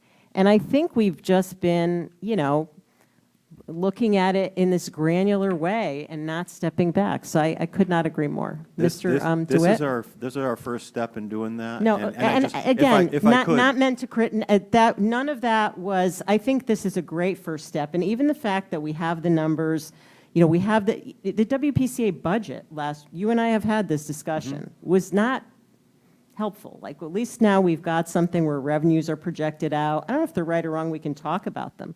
So it is a first step, but I do think that the whole discussion that around capital has to happen in the context of these big things that we're facing over the next decade. So yeah, Jared, I don't want you guys to take any of this as criticism. I just honestly, I had no idea about these numbers, and quite frankly, I'm sure a lot of you guys didn't. So Bill Hurley has an explanation, if you'd like, with regard to honestly, these I'd rather trunk just move wetlands, forward. if you want to hear that. No. Maybe at another time for you no, guys. I think we should put it as a to-do. I mean, Jim, I don't know if you want to jump in. We can send it to you as well, right? I think we have to. I think we all agree that there has to be a more fulsome discussion, and that it's going to have a bunch of pieces to it. And so, Jim? Well, why don't we just have Matt Spurndell take this plan and put it into the waterfall as let's see what would happen if this happened, and take the rest of it and put it in and say the rest of what we're hearing tonight, the plans that are before us, and say where would bonding go to, what level, and what is estimation of what the credit agencies would do. And everything that's on these, everything that's been presented tonight, put it into a proposed waterfall and see what would happen. And what are the criteria? Because, general fund, because I think, general fund, sewer fund, whatever. But, that's one element of it. But I also, and again, not trying to be critical here, I do think it was a mistake to get away from our 10-year waterfall. And I fully appreciate what Brenda said, that when you get out to 10 years, who the hell knows? But we do have the biggest items that we've been talking about. There's probably some reasonable level of confidence that they need to happen in 10 years. I don't know which year, but the schools aren't going to last forever. You have this thing. So to sort of cut it off at 5 years, I mean, the Board of Ed has 10.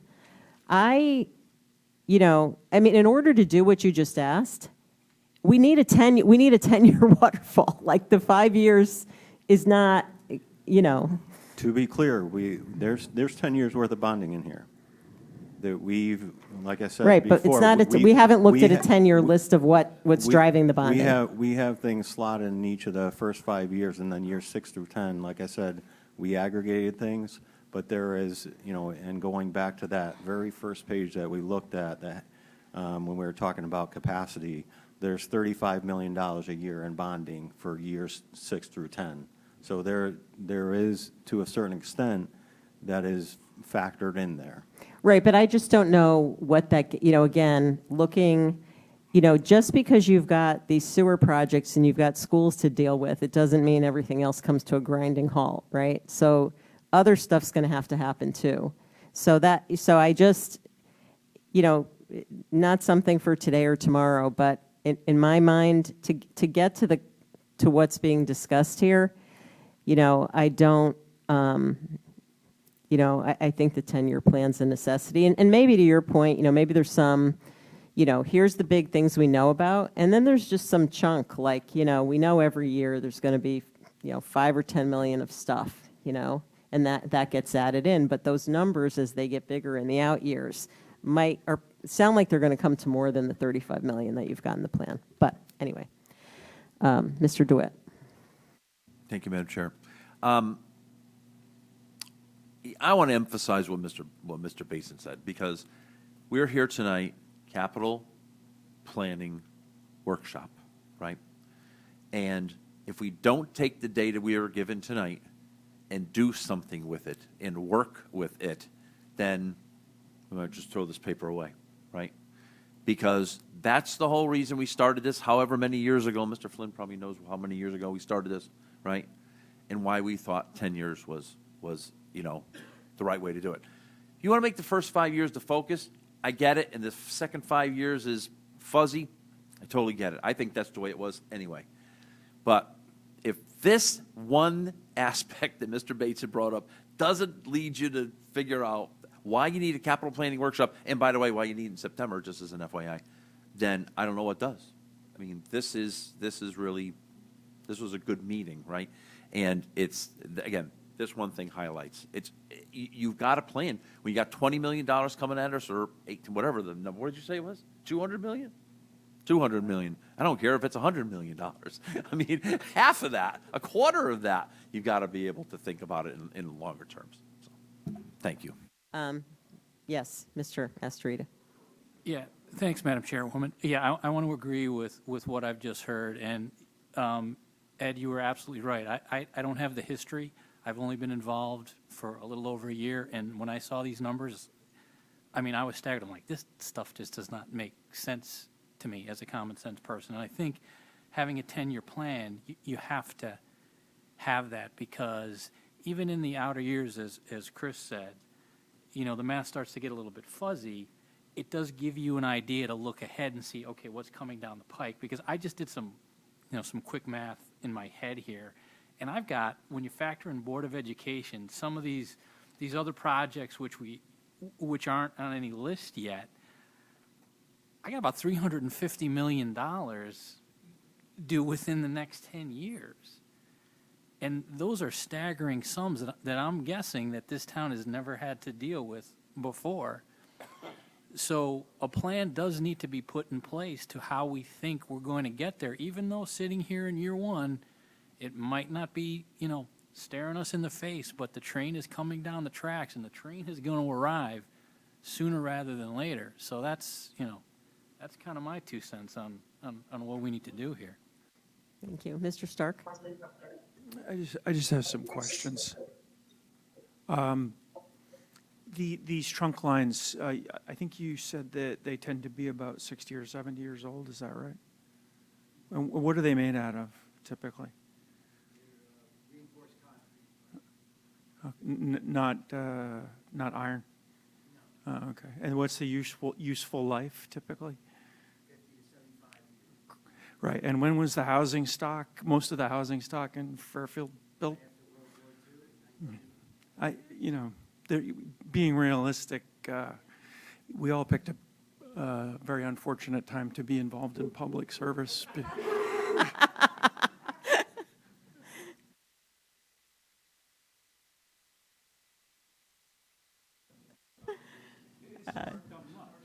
Yeah.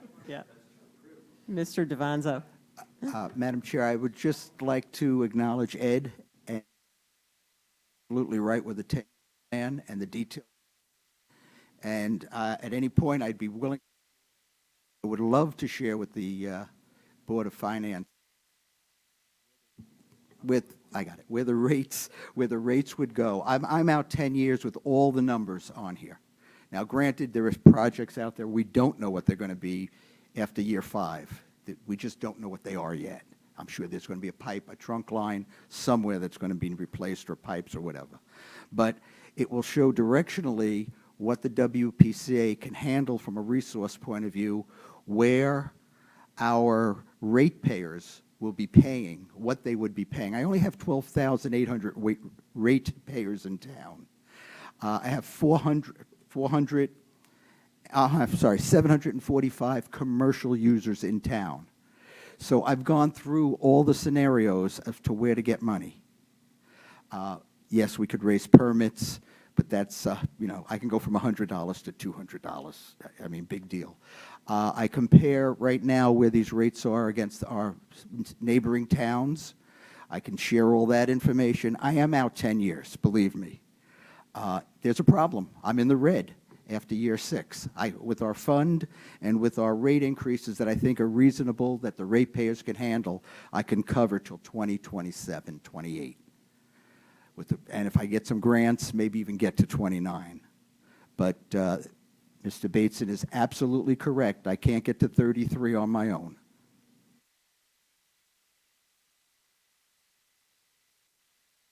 Ms. Bastilli? Thank you. So drawing off of the entire conversation in the room, the other important thing going forward is to really even go beyond a 10-year plan and to plug in the sewer system with an expected life of 60 years and have that kind of like on a depreciation type schedule, right? Take all of the town assets and all of their expected lives, at least the major ones, and put them into a master plan that, like, while it might not be in the 10-year capital plan, we have an ongoing timeline of what the expected life of each major asset is and what the mushroom cloud is of that expenditure is when it's incurred. Sounds pie in the sky, but we just learned something. No, I think we actually taught, I think that there's been some effort to do some of that. There was a master building plan done. The buildings were inventoried and evaluated. Tide gates are coming up. We're waiting breathlessly for that. You're right.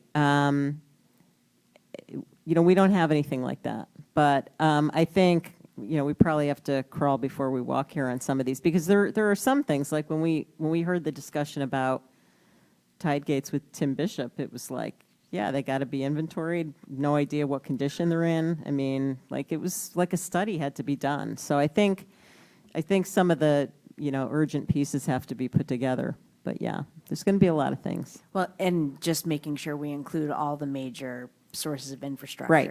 Yeah. I mean, the sewer is quite basic. So quite. Agreed. Thank you. So do we want to move on to item 5 and take a look at the plan? Okay.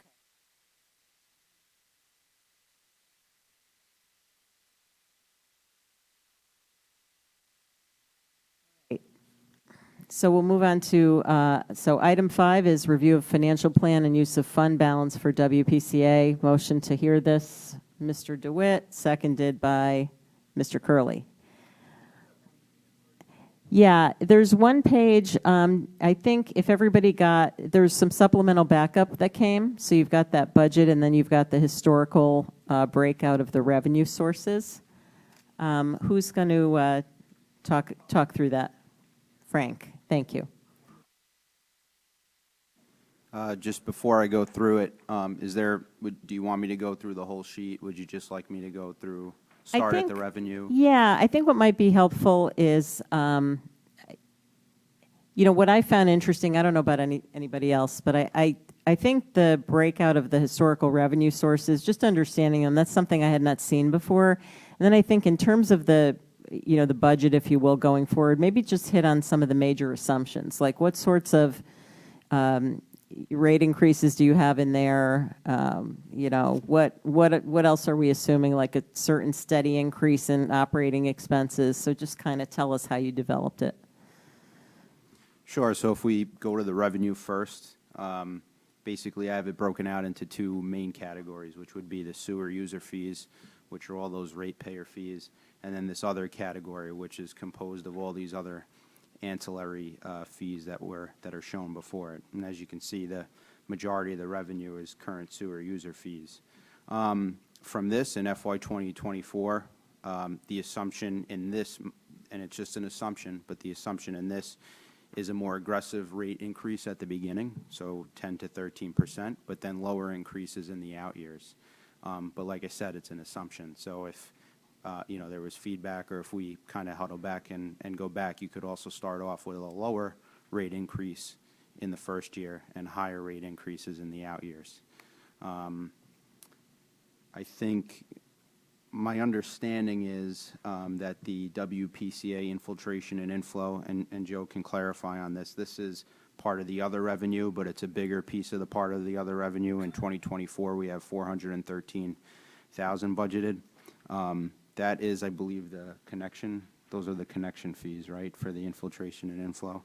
I'm sorry, which line item are you on now? I'm still on the revenue side, but I'm looking at the other category, and I'm the third row from the top of the other category. Sorry. And in 2024, we're showing $413,000. I'm just identifying that one because I believe it was asked about kind of, connections and hookup fees and kind of what we charge and so on and so forth. So, and that's a bigger part of the other revenue. The other revenue here is just sewer user interest and sewer use lien fees. All the other stuff is kind of small in terms of the total budget. So I can stop there if anybody has any questions. Ken? Just a quick, sorry, what's been the history of rate increases for like the past 10 years? We review the rates every year. As far as the biggest number Frank just identified, the INI, which is the rate, which is the dollar amount a developer will pay based on the number of units he's building. We just raised that by 25% August 15th of this past year. So any developers coming forward now will pay an additional 25% increase on that particular rate. What about to like the the residential users? The residential users we review in June and July. It's two parts the way the rate works. It's a volume and we raised it this past year from 460 to 485, and it looks like, if I had my say, one member out of 7, it looks like it's got to go at least to 525, which would be an 8% increase. In September of this year, the bills go out. They're due October 1. Right, So, but so we review everything every year, basically. Yeah, but as 8%, is that typical year over year, or what generally? Last year it was 5%. We went from 460 to 485. This year we're going from 485 to 525 to support the numbers you're seeing. That's what will support these numbers. Well, that 7.6 million on top. Yeah, I mean, because just a general comment, if you're starting to have to increase rates, 10%, I mean, you're going to have. Everybody wants to flush their toilet, but you can have a lot of angry toilet flushers. What we have, I easily said, what we have is we have two issues that are happening right now. Our water sewer bill is based on consumption. I'm recognizing consumption is going down. 3-4 years ago, the consumption per average was 105 CCFs. It looks like it's about 82 right now. Low flush toilets, no water toilets. That's all causing a problem. So it's the other side. It's a two-phased rate. It's consumption, and the consumption side is going down, which forces us to raise the other side of it to make up our money. Yeah, so I guess my question is, though, do you see those kind of rate increases being sustainable? And this kind of goes back to the yes and no. I will tell you we are quite in line with other towns. I've done a survey of other Connecticut towns, and we are sort of just below the median for our rates right now. So there is room, if you start comparing it to a Bridgeport. Bridgeport is 697. Trumbull, because they use the Bridgeport system, is someplace up in that range, 695, I think, something like that. So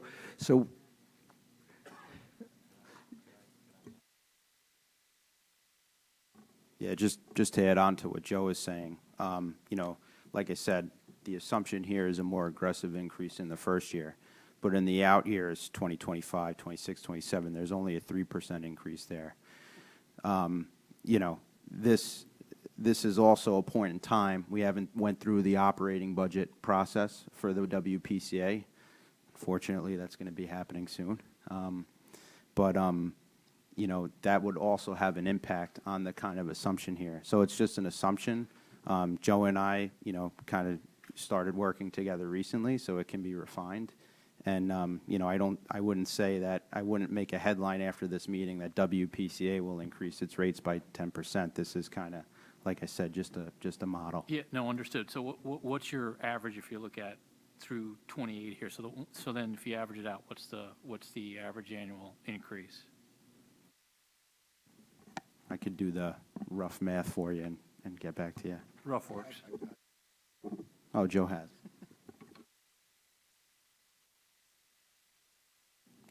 So to cover, just to get us to 2028, and I made an assumption that the consumption is not going to drop again, we're looking at 24, 6% increase, 25, 4.8, 2026, 5.6, 2027, 5.4. So it's in the 5% range, which I would think, looking back at other towns, is consistent. They're going up at a good clip between 5 and 7%. So we would be very consistent from that point of view. Okay, all right, and that sounds a lot more reasonable than 10. Okay, thanks, guys.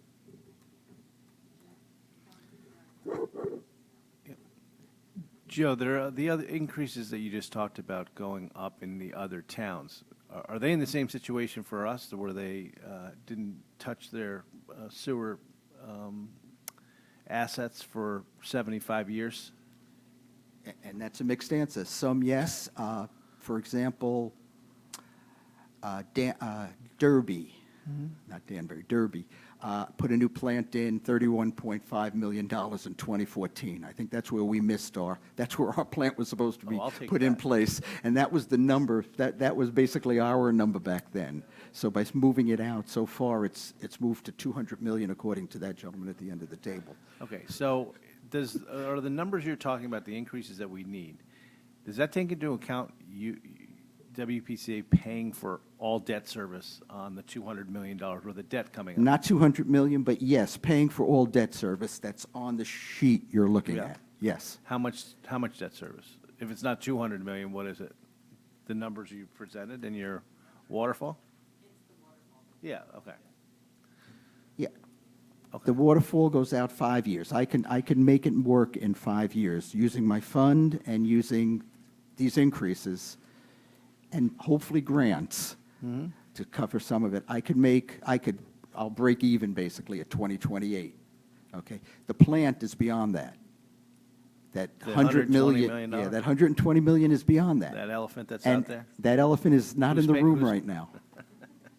So I guess your assumption doesn't go out that far, right? So yes, you're out that's of correct. money. I haven't gone out. I'm out of money. Yeah. I have to find a new source of money by 2027. I wonder who that will be. Okay. Maybe I get the federal government to give us some.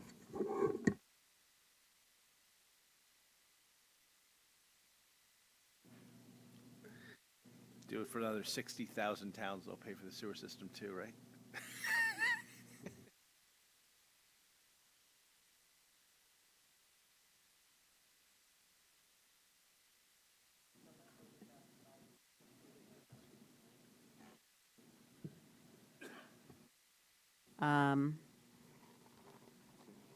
Other questions? So is it fair to say that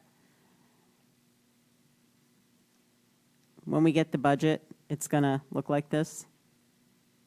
Because what one of the things we talked, and I can't remember if we talked about it as a board or Jared and I talked about it, but the way that the WPCA self-sustaining fund has typically been presented is that expenses were budgeted and then revenue was just made to match so that it had a zero bottom line. And of course, that's never how it works, right? Or think- we wouldn't have fund balance. I think, Made to match plus $1 million. yeah. Made to match plus $1 million, is that the case? Okay, We look at their operating expense. yeah, And then we take that number and try to, because we were building the fund over these last 5 years. Okay. And over the last 4 years, we've been able to get $1 million above that. That's how it's Okay. grown to 14 million. yeah. Yeah. And I think it's fine to, I mean, I think, ideally what you would have is the actual budget would reflect this, and if you intend to, add more to fund balance, it would just be budgeted as, budgeted surplus to fund balance. That is correct, Okay. yes. All right. And- Yeah, so I guess my point is the budget book then will be updated to sort of reflect these numbers, right? I mean, I'm not saying you have to have all the detail, but, No, I think it would be helpful to just go over the other side of the sheet, because that kind of goes into the narrative or the ideas that I had with the Right. budget. And I'll just go over the general form, because I think that will answer some of your questions, and I can just get it all out there. Yeah, to your point, in the past, I believe what I've observed has been done is that, the revenues were higher than, we knew the revenues would be higher than the expenses, but we wanted to build this fund balance, so we just lowered the revenue. And I remember a form of questioning where the Board of Finance last year asked about, well, why are we doing that? There were questions about it. So this year, I think it makes sense, especially as we're all talking about this in a plan for the WPCA, that, if we're expecting the revenues to exceed the expenditures, then we would have a contribution to fund balance or a use of that, so it's transparent and everybody knows that. And that's why I split the expenditures out the way that I did. So, the debt service that would be paid off to pay for some of the larger projects on the waterfall are carried in the debt service line of the expenditures section. And as you can see, that ramps up because we have projects ramping up after the design. And then the projects to be paid through the WPCA would, just either show up if we know what the cost is going to be. They could show up in the operating budget. If they're a project that's planned, but we don't know the cost yet, then fund balance could be used to pay for them. I mean, I guess what I would suggest is, similar to how we have it in the general fund, I would put the assumptions underlying the debt service, right in the budget book. I mean, and they may change because, we've all talked about this. There may be a discussion where a policy is created or a split is designed, but whatever you've put in the budget, I would just, for debt service, just make sure it's evident what that means, like what assumptions are in it. That's based on the, capital plan as of X date and, all the projects for the next 5 years, whatever that is, just so that we know. Yeah, the list of the assumptions, I think that's important. The general fund, we have it with a lot of specificity because we have each, debt issue in there. But that's for debt that's been issued. So if, I think we should have that.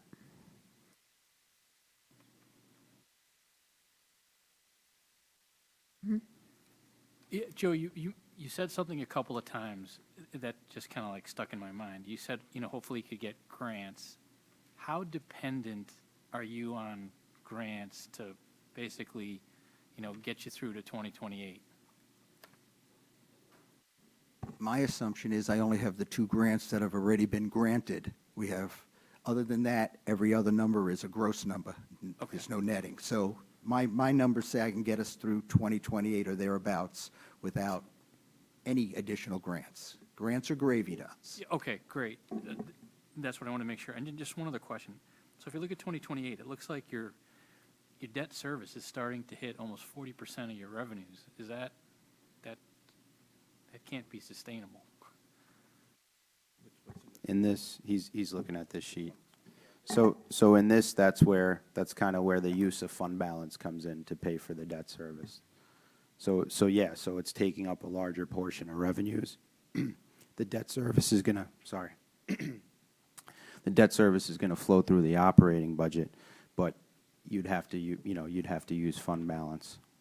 You're going to use up fund balance in a hurry like that. Yeah, have you, I mean, have you done like a 10-year projection on this to kind of see where you are, or where you think you might be?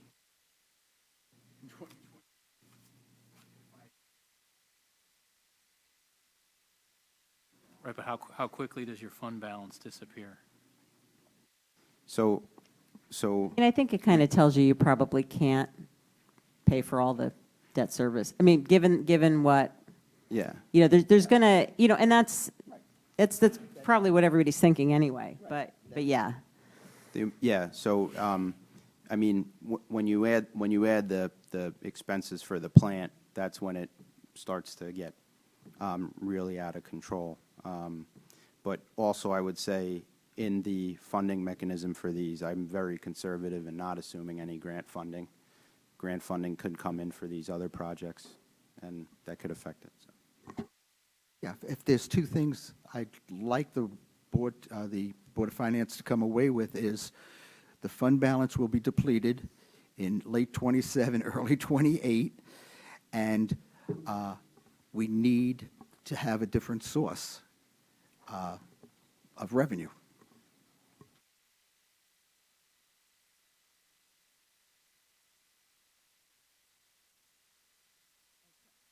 Okay, well, I mean, obviously we need, and this has been really helpful, so thank you guys for putting all of this together. Yeah, I think we all understood that it would, it's probably a longer-term conversation, but I think we have some follow-ups.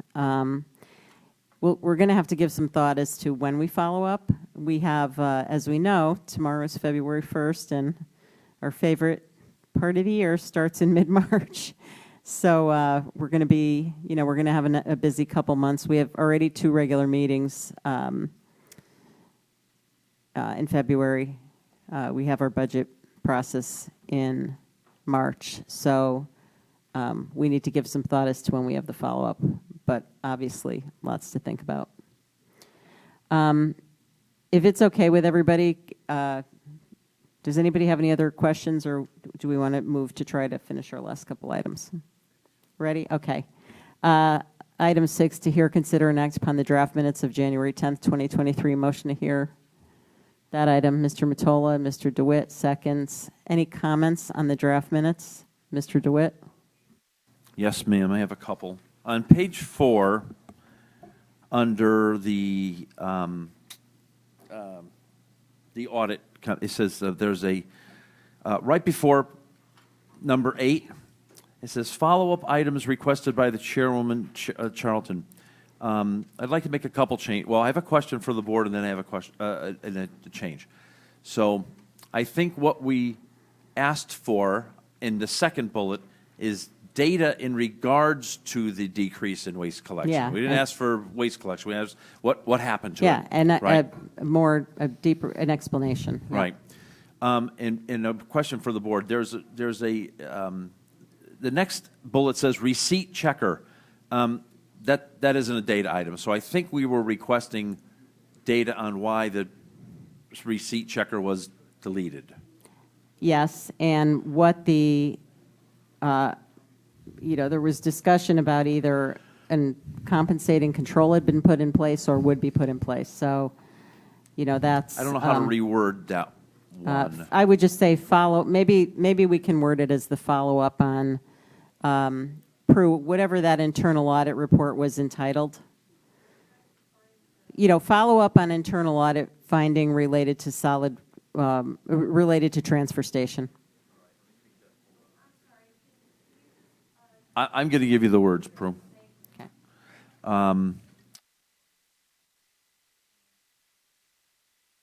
And the last one, when Ms. Charlton requested data on the solid waste and recycling audit, I also said, and I'd like to hear the resolution on Mr. Wagner's audit closure. Okay. So I'll make a motion, if everyone's okay, no, right? The second bullet, I'd like to change that to data in regards to the, be added before decrease. And the third bullet, before receipt, say, follow up on internal audit findings regarding receipt checker. No, not receipt checker, regarding transfer station finding. It's not about a receipt checker. Regarding transfer station. Yeah, just broadly, right? yeah. Yep. Transfer station and solid waste. And to add a fourth bullet, Prue, that says resolution on Mr. Wagner's audit closure. I don't know what audit that is. It was the first audit we talked about. Yeah, how about instead of how about, follow up on audit finding related to Registrar of Voters office? Perfect. Okay. Did you get that, Prue? All right. Thank you. So we are following up on that audit? We're just going to hear what the resolution, I mean, the way we left it, I think the finding had not been resolved, and so I think board members expressed an interest in hearing what happened. Mr. Wagner actually dialed into the meeting and offered to speak, but it was late in the evening, and so we didn't want to get into it. But I think when we follow up on these other items, we wanted to hear about that item as well. Okay. All right, so you made a motion. Mr. Mottola, second. All in favor of those changes? Mr. Mottola, Ms. Charlton, Mr. DeWitt, Mr. Walsh, Mr. Curley. Kevin, you were not there, okay? All right. Opposed? But Oh, you weren't. I like the fact that we're going to have follow-up, so maybe I wasn't at the meeting, so So wait, you weren't there, so you I'll can't vote. abstain. I'm going to abstain. You're going to abstain. Okay, so you're going to abstain? Okay, so do we? Okay. Okay, so the amendment passes 403. Okay. Kevin wasn't there. 403. Okay.